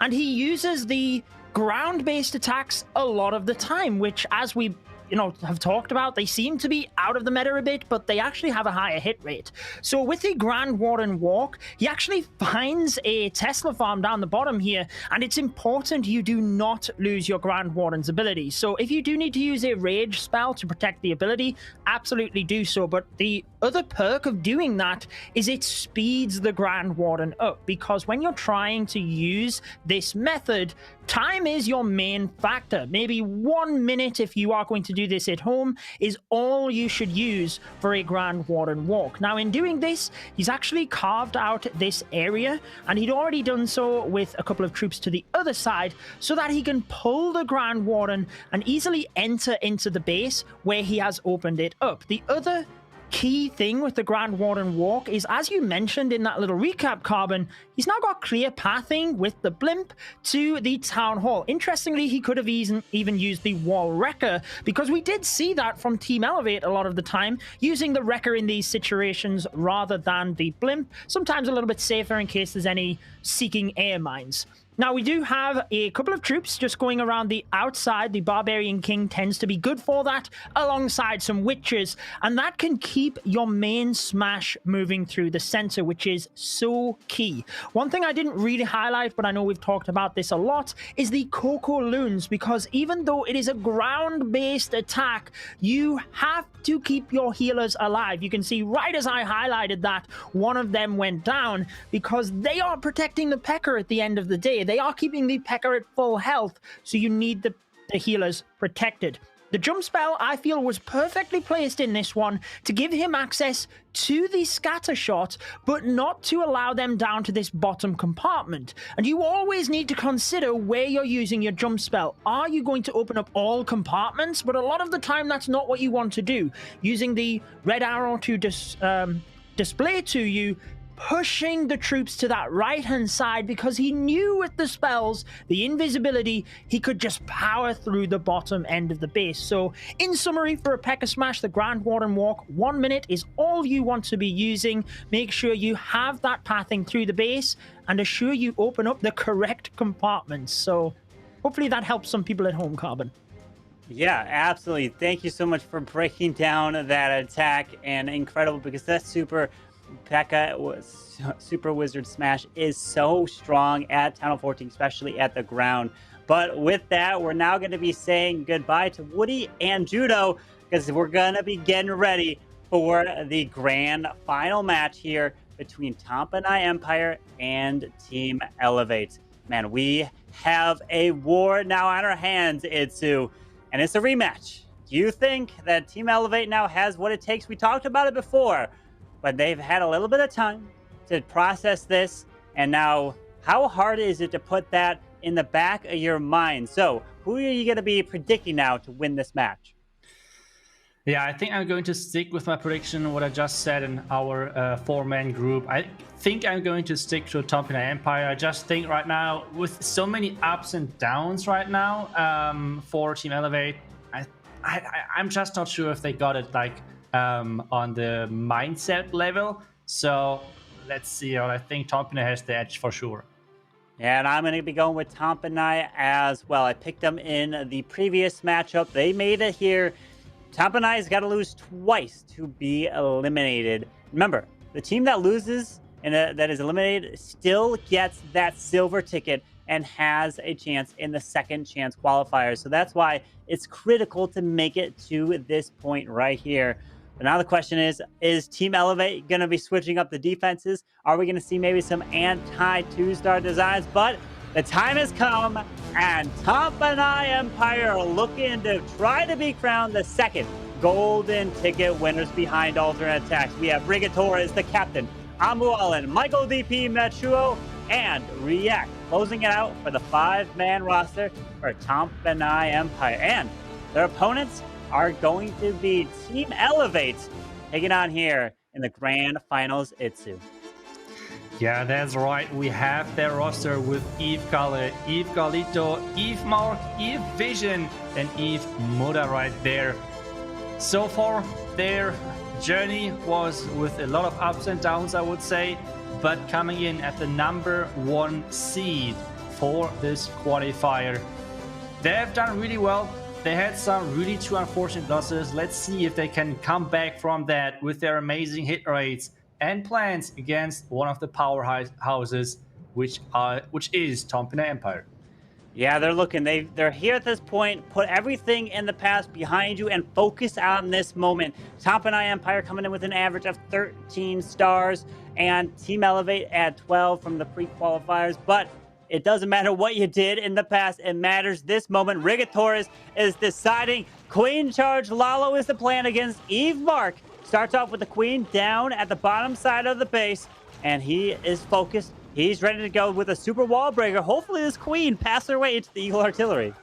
Wow, that's really ballsy to get in there with that Queen. But okay, never mind. The King is placed. But one thing which is already like catching my eye is this arch tower in the core of the base, which is set to the lower, shorter range, which is typically not used that much. Like when you're thinking about like those gear ups from the builder base, I feel like only the multi-mortar is the only viable option. I feel like everything else is not that great. So I'm really surprised seeing that arch tower, because right now I think a normal arch tower would have already been starting shooting. So not sure if that's a good or bad choice. Would be really interesting to hear what the thought process behind that was. But I mean, so far the entry Carbon is looking awesome. Maybe the combination of a sweeper pushing it back and getting close to the enemy Queen could have the double archer tower do a little bit of effect. But granted, I'm not a base builder. That's the complete guess on my part here. But he does break his way into the double archer. Down it goes. Does lure out this clan castle. Decides to use the poison and takes out a ground expo, which is going to help tremendously, lowering the DPS on the queen. Yeah, and their Scatter is perfectly getting tanked, so the Royal Champion can just get in and take that Scatter out without having too much damage on her. Unicorn is dying. You can always hear that scream. And, well, now they have the Queen finally getting into that multi to take that out and save those healers. But the Sweeper needs to be taken down as well. The Sweeper, that would be so important. The Royal Champion should go for the Sweeper. Go for it. Finally is. Yes. There we go. Nice. Now uses the freeze here onto the Town Hall. Does rage near it. The RC is going to go down. No, somehow still barely staying alive. The Warden. Oh, no. She's going to go down to the Town Hall. Well, yeah. The Slammers are being used here, Itsu. Yeah, the Queen's here with her ability. This base is looking crushed, and that was the swag. Slammers nearly that attack was genius from Rio Taurus, and they're showing why Top and Empire are the Queen Charge gods in this qualifier. That attack was really impressive. Queen Charge quickly one side, knowing that the Scatter is tanked and the Royal Champion taking down the Sweeper. Wow, Rigo Torres is showing off. And the most impressive thing, this is something I really want to talk about, is when you always go first. We had that last year with Nick, which is impressive. Always going first, always finding the first plant, being quickly ready to attack. This is not an easy thing. And Rigo Torres is doing that with an incredible hit rate. So really respect to him. Yeah, and is there certain attack strategies that you think really blend well to go for first, or is it really just the experience from the player themselves? Well, typically we're seeing things like Inferno Dragons back then. E-Dragons, I think, was the choice for HT Family. So different ways, but Victorious always is coming in with a Queen Charge Lala, which typically takes longer to plan. So this makes this even more impressive to me. So starting things off with a great 3-star, and now yet again we have Team Elevate under pressure. Carlos getting ready, getting the headset set up just so he can hear everything. And now he's starting yet again with his drag bed, which already has wrecked so many bases in this tournament. Yeah, the captain of Team Elevate is looking to answer for them right here. He's already coming with a couple drag bats like you mentioned, and they have been 3 stars indeed. 9 dragons with 5 bats to use. We do have some multis in a kind of a wide open compartment on the top side of this base, with the Town Hall being protected by those builders. But he's trying to set up a funnel to force us here sort of the Town Hall to try to grab out the valley. But notice the Clan Castle is really far away, so he won't be luring this out anytime soon.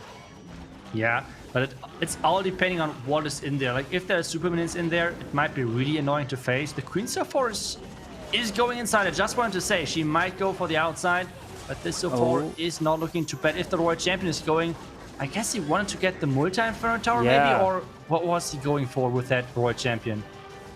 Maybe the multi, because that invisibility, so I don't know if it got the value on. Now as the Queen steps into the Town Hall, Giga Poison, as long as the Queen can help take down these super minions. Oh no, the Queen ability!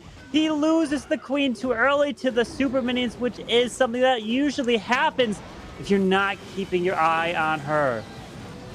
Yeah, but the Slammer is doing a great job of taking that multi-inferno tower down. The Headhunter is running across, but there are those super minions shooting now at that Slammer. Something needs to handle those super minions. They're so annoying to deal with. Now those dragons on a really wide spread are circling that base and finally pushing into that core and towards that eagle, which is hammering away on those dragons. And here goes the balloon pushing the way, finds a bunch of traps here near the Eagle Artillery into the core. Behind the Sweeper is being patient. 2 scatter shots still standing by the Royal Champion on the bottom side of the space. Does have an Ice Golem, decides to finally use it down south at 6 o'clock. But where the bats are finally not. Oh, the scatter shot turns! It hits a clump of these bats now. Oh. And those scatter shots, this double scatter shot compartment, but the bottom one is been taken down. The top one as well by the dragons. Great freeze on that wizard tower, taking the, saving the bats. He has one more freeze. Is this enough for the back end? Maybe. The Warden and the Owl is tanking for these bats. Beautiful freeze here. The bats need to clear this air expo, and then the Wiz Tower, down it goes. It was relatively low on out, then the Wizard Tower goes down. He's got 26 seconds left in the raid, Itsu. Oh, that's so close on time. But this elixir collector at the like on the right side of your screen is going to be a huge problem. Take a look at those bats bats. are fast, They're though. dealing no damage to the storage. It's Come on, really, bats. really incredible. Go, but bats, go! 8 seconds! 7, 6, 5, can he make this? 4, They're 3, flying. 2, 1!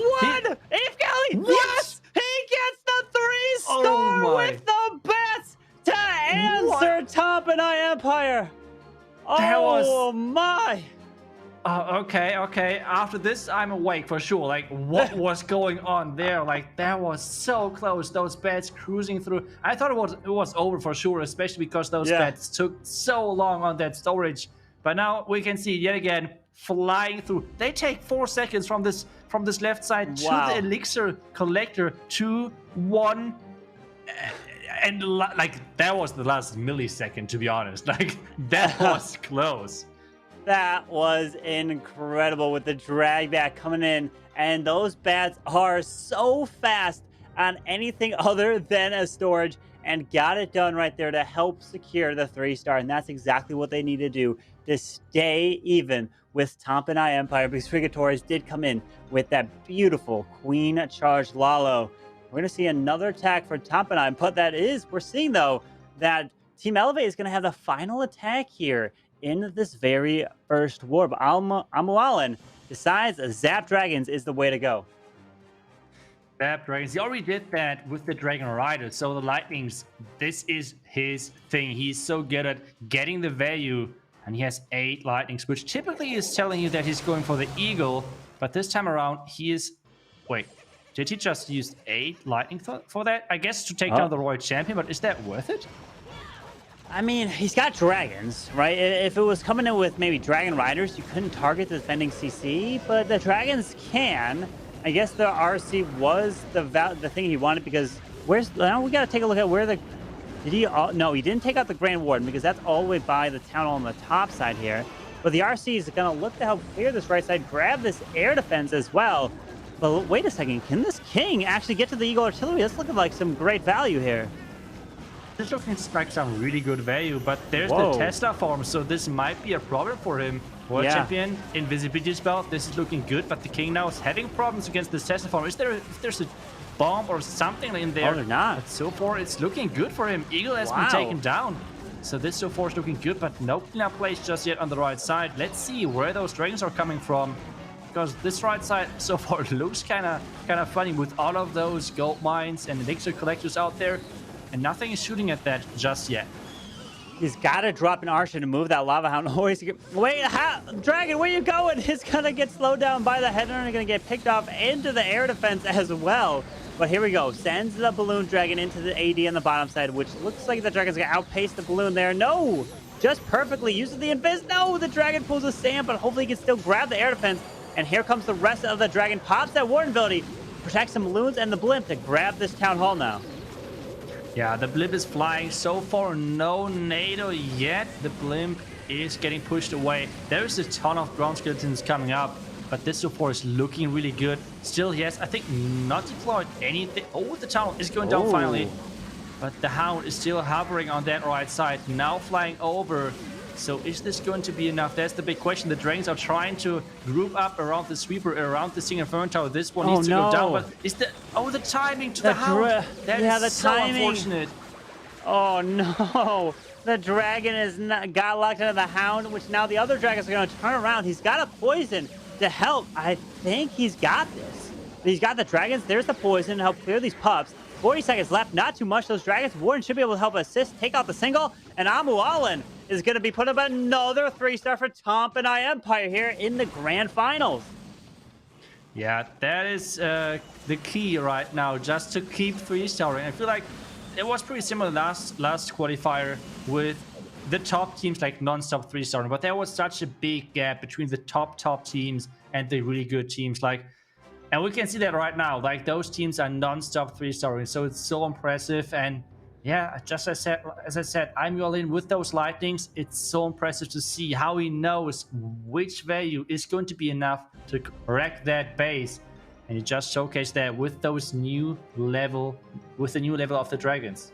Yeah, the Dragon's absolutely crushing, and just decides to use the 8 lightning to take out the defending royal champion. Beautiful job. And Zap Dragons is Amualin's favorite attack in the game, and that's what he's best at there, and he absolutely crushed the base. Beautiful. The timing of the Hound was a little bit unfortunate, but he was able to get around that. That is why the viewers at home, you should take a few archers if you are using Dragbat, so you can move the Hound around a little bit. Otherwise, it could be in a not ideal location if you're sending those dragons in. But now we're coming back to Team Elevate for E-Vision. He's bringing back the ground game with the Super P.E.K.K.A. Smash. Oh, okay. That's his favorite attack strategy this time around, doing it with that Warden Walk. And let's see if he can make this work. There's the Tesla Farm already, which is delaying that Warden. Making this Warden Walk takes a little bit longer. But hey, there is no Bitter Hut behind the Town Hall, which is making things way easier for him because it's not taking as long. The Coconut Baby Dragon is triggering the first Black Mine, which is nice to have. And yeah, I think he's going to need that one rage for the Town Hall, and then he should be around the 2-minute mark to start the smash, which is still totally fine. A P.E.K.K.A. Smash is kind of quick, so you can take a longer ward walk. So this so far is still looking pretty decent. Good to know. You can spend a little extra time on that Warden Walk, but the one thing what you can't spend a little extra time on is probably these Warden Walk into Super Witches, because they are really slow. But he's got the Super Wizards with these P.E.K.K.A.s to push their way in towards his Eagle Artillery, taking that down, and it's critical. Notice these balloons, like you mentioned. If he can pop that Warden ability to protect these loons, they can help grab so many traps in the core. So that's what you got to keep your eye on, is the Warden ability. Come on, protect those loons. Not just yet. Hopefully they can, yes, it did. Hopefully he can pull a handful of traps. Yeah, that would be so important. The P.E.K.K.A. jumping into that core. The scatter shot is right now having not much fun shooting against those P.E.K.K.A., which are within the ability of the Warden. And now we have everything getting into the second jump, and there is the Super Mini Clan Cast, which is not that strong against the P.E.K.K.A. Smash push, which it is right now. Come on, like this push is looking incredibly strong. Even having the Hawk Rush at the top side, the Unicorn with the Royal Champion as well. Goblin, I think this attack is looking really good for him right now. This is looking solid. Wait, here. Take a look at the owl on the left. Wait, it's all by itself. It took out the Wizard Tower as it died. Beautiful job from the owl. The owl was actually on the queen. So once the queen went down, the owl was like, I don't know what to do. I'll just start taking down the Wizard Tower. Beautiful job there. He does have the Royal Champion ability to help finish off these final defenses. A few hogs, and that is another 3-star here in the grand finals. Beautiful job. Team Elevate is staying super close, and they are answering the call. Yeah, I think we can see it right now with Vision. They are super, super happy how things are going. So I think the mind game advantage which Tompinar might had going into this match is for sure over, because Team Elevate, they are feeling themselves a really, really great attack right there from E-Vision. And now that's the question, like, can they keep going at the same time? Obviously, Tompinar, well, they need to keep 3-starring as well, because this match is incredibly close. They do. They can't be pulling off the gas right there. And Tompinar needs to get another 3-star, because Team Elevate, they are doing that as well. And what they're fighting for is that golden ticket to try to join alternate attacks in the World Championship. Because if you don't, if you fall short, you will be getting that silver ticket, and you will have to play again in the Last Chance Qualifiers to try to earn your way to the finals. Yeah, that's right. So both teams are 100% concentrated, and we have the next attack, Queen Charge Dragon Riders. And this looks like an interesting one with the Ram right now selected. Okay, looking forward to see what he has planned for us right now. Metro coming in with a Queen Charge. I mean, overall, Tompinar Empire are just Queen Charge specialists, right? And they are so good with this strategy. Maybe we see that wall wreck coming in where that baby dragon got dropped. Unless he switches it up, because the sweeper is kind of protecting the town hall, it could be a great location to send the wall wrecker on the ground. And it also could pull some of the ground traps like a giant bomb to protect 4 sneaky goblins potentially. But the king is near the town hall, but he's looking to have this queen continue her charge, and then he can wall break her again in towards this eagle artillery. but the queen's gonna loop her way a little bit in before hopefully making it around. What? That queen pathing, Oh. perfect. And now we have the ram coming in. Oh. Wait a second, this ram is designed to take down the town hall, which is interesting. He's just not taking the risk of running into any black mines around the town hall.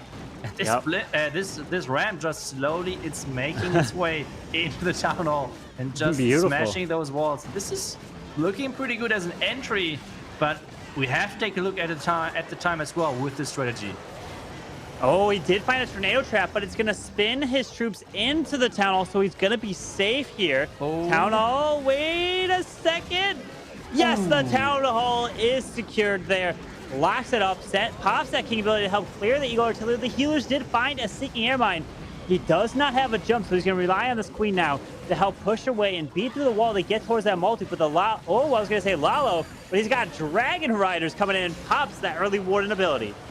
Yeah, that's awesome, but the king actually beat through that wall. That was so important to get into that core. Get the pathing right for those Dragon Riders. They're relying so heavily on that pathing because it's so great to have them all stacked up because they're doing so much damage. The warden actually is tanking the black mine, and now the owl is taking down those skeleton traps. And there are so many Dragon Riders alive. I feel like this could be only a time fail with 40 seconds left. Time is ticking, Corbin. He's got to use the invisibility spell. Pops the queen ability. The warden is one health tick away. One red air bomb, and down he goes. But the Dragon Riders are clearing the archer tower now. He's got an invis, and he can't use this invisibility spell on anything. He's got a freeze. The only thing would be if air skellies or something pop. That's the part that you could use the invisibility spell to ignore him. But with 15 seconds left, this is looking good. Swags the freeze and invis. And it's going to be another 3-star, 3 in a row for Top and I Empire. Wow, this match, like all of those matches which we had so far today were so close. And this match seems to be yet again incredible close. So far, Tompi and I, perfect, as you just said. And now it's back to Team Elevate. I mean, they now have to perform again. And yeah, it's just back and forth, I feel like. It is indeed. And now Team Elevate, can they answer for the 3rd time in a row? Because Tom and I is doing it here today. They want that golden ticket. When they qualified from last year, they qualified on their very first and only attempt. So this is the 2nd month, meaning there's still other tries. Teams will still try to make it. But making it on your very first attempt is really difficult. It's not an easy feat.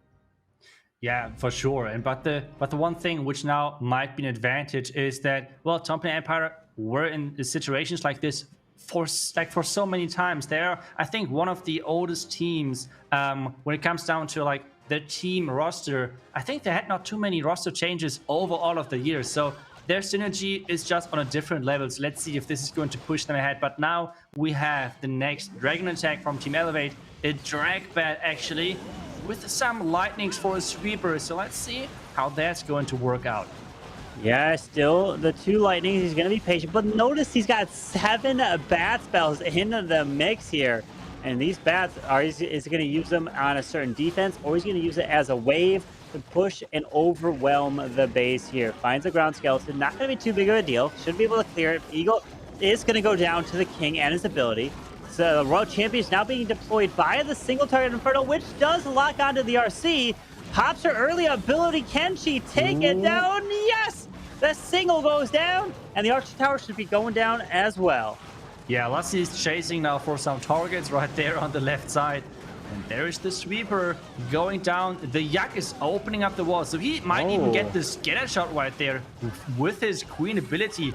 I mean, you never say no to a free scatter shot, right? So this is looking awesome. And the queen's even staying alive with that unicorn for now. Unicorn now tanking. And there we go with those dragons. They have a really clear path into their town hall. Yeah, and he does. And that is an Air Expo, which the queen is going to help assist to take down. And maybe a Tesla as well to help assist in the core. Why not? The queen is just adding defense after defense going down. Took down the enemy queen, finally pulls out the clan castle, but here comes the blimp and the warden ability to help protect all the dragons. Yeah, but the warden ability was super early. If there is a black mine trap or anything which might catch the blimp, this blimp is not going to be protected, but the blimp is reached. Oh, there's the NATO. Uh-oh. There's the bats onto the scatter shot. Will the Natal be too big of an effect here? He freezes the Town Hall. The Sneaky Almost take the Town Hall down, but he's got the poison effect. Drops another freeze. These bats are going to step into the poison. He's got one freeze left. No! Oh my God! They just disintegrated from the Town Hall! Bats, where did you go? Oh my! That was looking really painful to watch, to be honest. Like, that was, wow. Like, this poison really had something against this Swedish star. But wait, is this? No, the Dragon is not getting the air defense, right? No. Oh, the AD stays up. Wow, that Town Hall poison did so much damage, but he's got an owl that can try to chain. Nope, never mind. The owl's gone. But the air defense barely has enough health left, and Eve Muda is gonna be falling short here. Oh, the Town Hall poison, the bat pathing is what cost it.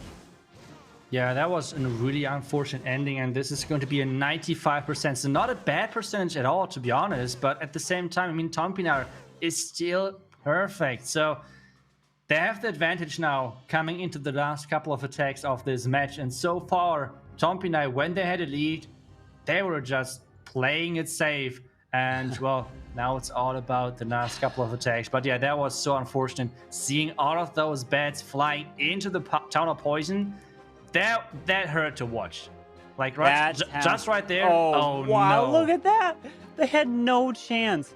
And it was those builder huts that caused the bats to path over to them and then fly over the Town Hall.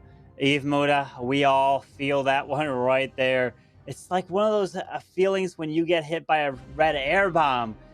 But the Town Hall is its own beast in itself and shredded those bats so quickly. Yeah, that was... I still cannot... Like, just having that in front of my eyes, seeing how those bats just disappear from the war map, that was...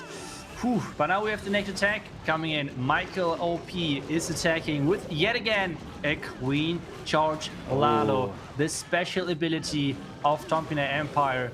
So let's see if they can make this work. We're seeing a Michael DP here now doing the attack live. And the Queen's charging her way in towards the Eagle Artillery. He is focused. He's ready to go. And this is what Tompinar Empire excels in. This is their best attack strategy, is the Queen Charge Lalo attacks. Every single one of their players knows this by heart. So anyone can help them be a spotter, even though they've got 4 people right there helping him now. But the healers are down. Unicorn is with the Queen, rages it up. And he's trying to get incredible value with his Queen Charge. Yeah, this is looking really, really good for him. I'm really looking forward to see the Royal Champion. Maybe for the scatter shot yet again at the top side. Or maybe he's just like trying to get the... maybe he's just trying to get the Royal Champion into the core. Let's see. Really looking forward to see what the highest value of this Royal Champion could be. And how Michael is trying to abuse that. The Queen so far is going for the outside. Coming back now.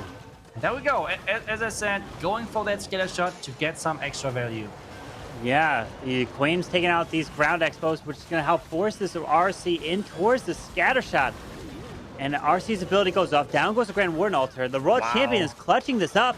And the Queen is getting hit by a multi, so she's safe here so far. So it's looking fantastic.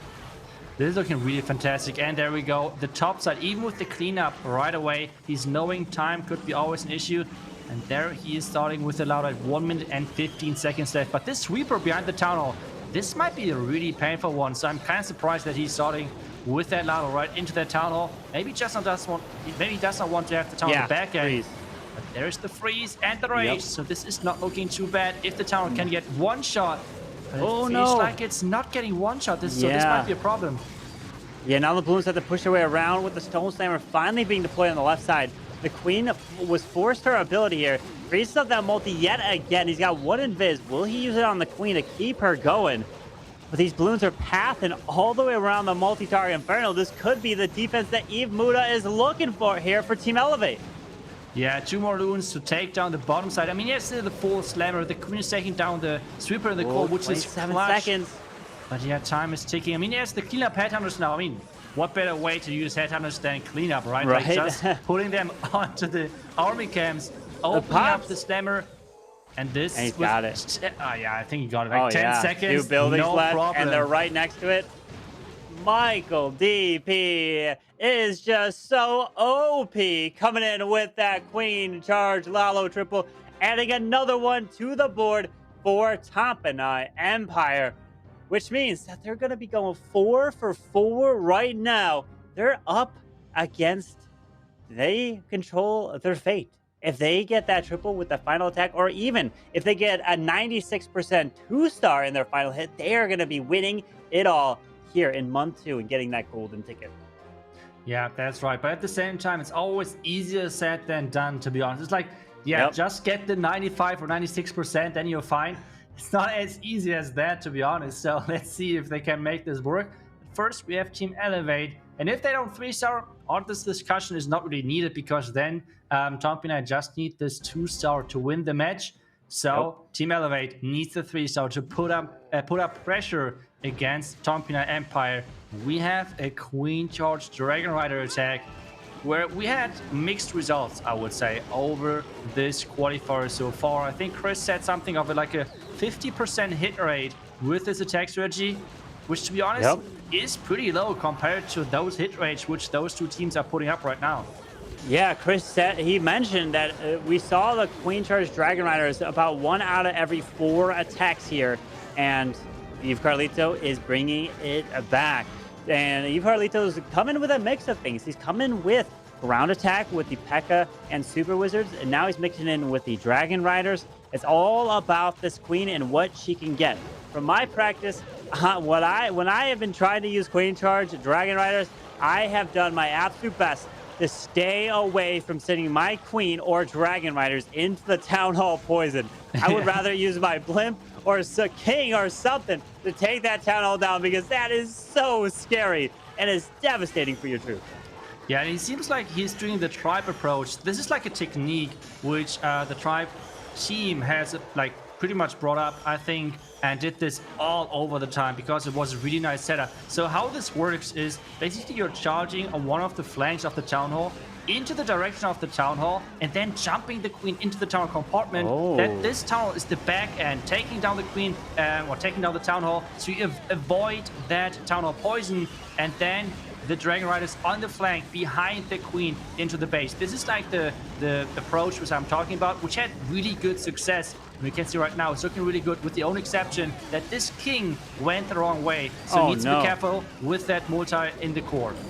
Yeah, brilliant. Now the Queen and her ability can help clear and can get that Town Hall. The Ward ability into the core, which helps protect the Dragon Riders through the traps and the Royal Champion. More traps in the core. But the King, come on, you got to make your way there. He sends the Blimp, and it's going to help take down the air defense. And wait, going for the Eagle. No! Queen is not going for Queen's the Town Hall. ability. Wait, he's got an invisibility spell, though.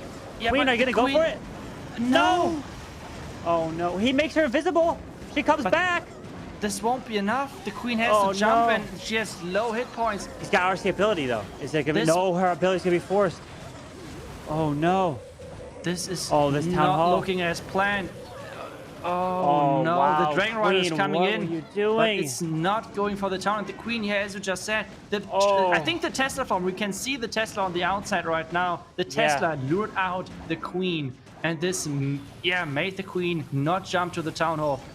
What an unfortunate ending, but we already said they needed that 3-star. 1-star, 2-star, it did not matter, to be honest. But hey, going out with a 1-star, obviously not what you're looking for. But if we're honest, like, he had to take the risk, right? Like, he had to put everything into this attack. If this would have been not a triple, this match is over anyway. So yeah, they had to risk it. It did not pay out. So Tompanai, they're looking really good. Let's put it like this. Yeah, Tompanai is smiling. They know that indeed. They've been in situations like this before, and it cannot get any better for them. And unfortunate, Eve Carlito does end up getting that 1-star. This is actually the second 1-star of the whole qualifiers here this weekend, which is incredible. Only 2 1-stars. But the 1-stars did come in when the players had to go all off for it. They knew they had to triple, and they either went 1 or 3. So they knew that in the back of their minds, and turned out it was the 1-star. Yeah, that's really unfortunate. Having the Town on the back end is always a risky move, and Yeah, with the queen not jumping in, that was really unfortunate. But hey, now we have the pleasure of yet again watching another queen charge of Tompina, because they're coming with the exact same army composition. Queen charge, dragon riders. Let's see how they can make use of that. They're charging on the complete opposite side of the town hall and not even into the town direction. So this is something completely different. Man, now imagine, put yourself in React's shoes. You're sitting here knowing that you're up by 3 stars with the same amount of tax used, and if you win this war, you are going to be getting the golden ticket to the World Championship qualifiers. He started the attack with the biggest smile on his face because he knows it is looking fantastic for Tomp and I, because now the Queen is looking to get some insane value into the core. The Scatter, the World Champion, the Clan Castle, a multi-target Inferno. This is looking like a beautiful Queen charge. Yeah, that Queen charge looks awesome. The Queen with her rage, staying alive. And is he playing on a phone right there? Like, this is the phone, right? Yeah, the Queen with the charge in. Oh, we're going to see if... Wait a sec. The poison, the ground skellies, though, Itsu. Can he push his way in? Yeah, he is trying to do that right now, but there's a ton of damage on that Queen, so he has to force the Queen ability. Still having the minion for the lava pups, but there is so much damage, so you might need to invest yet a couple of other spells. Watch him from the bottom side. And are they going to take the risk as well? Are they going in from the other side of the town hall? There are so many expos shooting at that Queen, and it seems like they're taking the risk as well. They're saying, well, let's see what is going to happen, guys, but this Queen is dying as well against this scatter shot on the back end. The healer's transition over to the Royal Champion, which is not the worst. But hey, the town hall starts to fall, but he has the blimp on the other side. But still, there might be a bait. Let's see. Well, the Warden ability does clip that blimp. He finds some red air bombs here. Is it going to make it? Looks like it should make it to the town hall. React is not only going to secure the 2 stars, but he's looking to put up the 3-star as well with a freeze to use. The RC ability has already been going off, and the town hall does go down. He's saving out to this freeze, but the Inferno trackers are going to path right over the town hall poison. Yeah, town hall poison, everything is flying into that, and this is always the scariest thing about this town hall poison. You can see the Warden is dropping, the Owl is dropping, and well, the 2-star, that was all what they needed. And so he's already being happy, like he does not care. 3-star, 2-star, that's all fine. The 2-star is enough. And yeah, he is smiling. They know. They did it the same way as last year. They tried once, and they did it, qualifying for the golden ticket and for the main event of Dash Worlds. Tomp and I Empire gets it done right there. We do have one final attack coming in from Team Elevate, which Team Elevate did come in with that #1 seed, but this is back-to-back months, I should say, that the #1 seed did not win the golden ticket. So all you really got to do is make it here, and then it doesn't matter what seed you have a fantastic opportunity to win it. Yeah, that's right. Like at some point you're going to face anyways like one of those teams. The only benefit obviously is that you're getting the bye at that first day, which might be a ton of bases which you could save. So that might be the biggest benefit, but at the same time you have to beat whoever's in front of you to get to this golden ticket, and that's what Tompina just did. But hey, Eve Mark is coming in, and let's go yet again, another Queen Charge Lalo. Those attacks are so enjoyable to watch. And he is using a couple of rocket loons, switching to that blimp, and even bringing a jump spell to get deeper inside that base. Yeah, he wants to grab a ton of value with this Queen Charge. Drops that balloon onto a multi-mortar, and down it goes. That was relatively easy there. And sends some rocket loons to take out this air defense, sends the blimp in toward the town hall. There is no sweeper pushing him back, but the headhunters and the tornado trap giant bomb. Can the sneaky goblins take the town hall down? I don't know. He makes it invisible. Oh, wow. That town hall did get invisible. That seemed like it was so close. That was so close to me as well. It kind of looked like the town would get invisible as well. But I guess it's just like all about the angle and how we're looking at that. But hey, either way, town hall is down. That's the important thing. The king is funneling, getting pushed into that scary compartment. And now this queen has to start a journey. She really has to push into that core, taking down both sweepers and getting like jumped into the core. But at the same time, already 1 minute gone. Yeah, the queen is going to be under tremendous firepower. A beautiful use of the Coco Loon there to pull the Seeking Airmine and protect those healers of the queen. The Royal Champion is helping the king clear this scatter shot. Does find a giant bomb, unfortunately, but clearing the Tesla farm and the scatter shot, this whole bottom section, is a ton of value, while the queen can jump her way into the middle towards that multi-target inferno. Yeah, this is looking really good. The rage is getting placed. We have the clan cast getting taken down. Then the sweeper next. Wait, but where's the queen jumping? Is she jumping towards that multi-inferno tower? Those jump splits are always risky. Yeah. And so far, she's dodging that multi-inferno tower. It seems like, queen. oh no. She's not good for that multi, but the Lado's getting started as well. The defending queen is getting frozen up. There's yet again no headhunters in this army composition, so we need to rely on those lava pups and minions. He does. The queen takes out. No! Down she goes to the scatter shot. But the defending queen is gone. He has 1 freeze left, 2 wizards for cleanup. And he needs to drop this freeze perfectly for the scatter shot and air defense combination. Oh boy. There's the freeze hitting that scatter. And now we have the loons coming in, but they're dodging the scatter shot. And now this is going to be, not easy to watch. All of those loons are getting taken up. But the scatter is switching target. What? Wait a second. This is still working. That the scatter saved him. shot.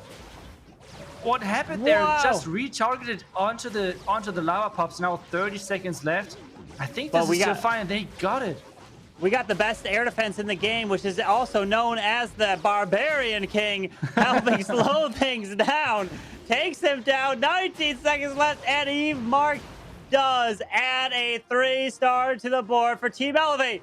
But we have crowned a champion, Tampanai Empire, getting that golden ticket and joining alternate attacks in the World Finals. Congratulations, everyone. Please give it up to your #1 team here from the second qualifiers. But Itsu, Team Elevate, they are walking away still with that silver ticket. Yeah, that's right. A silver ticket, that's not bad at all. You have the guaranteed seed, or you have the guaranteed opportunity to play in this last chance qualifier to show that you are worth it of playing on the big stage. So yeah, really nicely done. GG to those 2 teams. That was a incredible showing. Yeah, it was absolutely beautiful job. Tampanai Empire came through and they put up a performance, and alternate attacks is gonna be keeping their eye on them. So unbelievable, coming in and getting that next golden ticket. But we please have to welcome Judo to help break down one of the attacks that we saw from this grand finals match. I know it wasn't easy. So Judo, which one have you selected for us here? Well, I just wanted to say I had a great time watching that match, and a very quick tip for this one. I wanted to show the wall wrecker and when that might be used, because we see the battle blimp so often, and when the archer queen has taken out this entire side, you know that there is nothing to attack the wall wrecker. You can see there are no grounded expos behind the town hall or anything like that, and the battle blimp could be susceptible to the black bombs. So that is why the wall wrecker can be a good choice. It will get to the town hall and also set off any of the traps in that area in order to protect your sneaky goblins. So always have a look at the route to the town hall for your siege machine. If the route is clear, there are no grounded defenses in order to shoot at the wall wrecker, you could use that over the battle blimp. Okay, man. Beautiful job, Mechuo, showing how to get it done, and Tampanai Empire getting that beautiful hit there. But we saw the offensive side. We do have to give credit to the defensive side of the game as well. So Itsu, what is this base here really stood out for you? Yeah, this base has like a really interesting setup. I want to talk about this bottom right setup with the builder huts, with this Inferno Tower. So what this does with like having areas of the base where no buildings, which is in front of that Inferno Tower, it makes it really hard to predict, for example, where wall breakers are going, because wall breakers really like to first target closed compartments, and second of all, target compartments where there are buildings right behind the wall. That's what they like. But there were no buildings, so it's really unpredictable. As long as you have not really tried that just recently in a friendly challenge or something, it's hard to predict where that's going. So that was a really nice move. Yeah, absolutely. Those multi-target Inferno compartments can be really annoying for the wall breaker AI. But I do want to welcome Woody back to the casting desk here. And man, Woody, what is your thoughts so far that you saw Tompanai Empire walking away with the golden ticket here today? Hey, my good friend Judo said that they were his favorite coming into the tournament. You know, this season has had a lot of ups and downs and exciting moments, but Tompanai Empire have been on top through virtually all of it. Congratulations to them on picking up a golden ticket, and I know that they look forward to playing off against Alternate Attacks and the other teams later this year.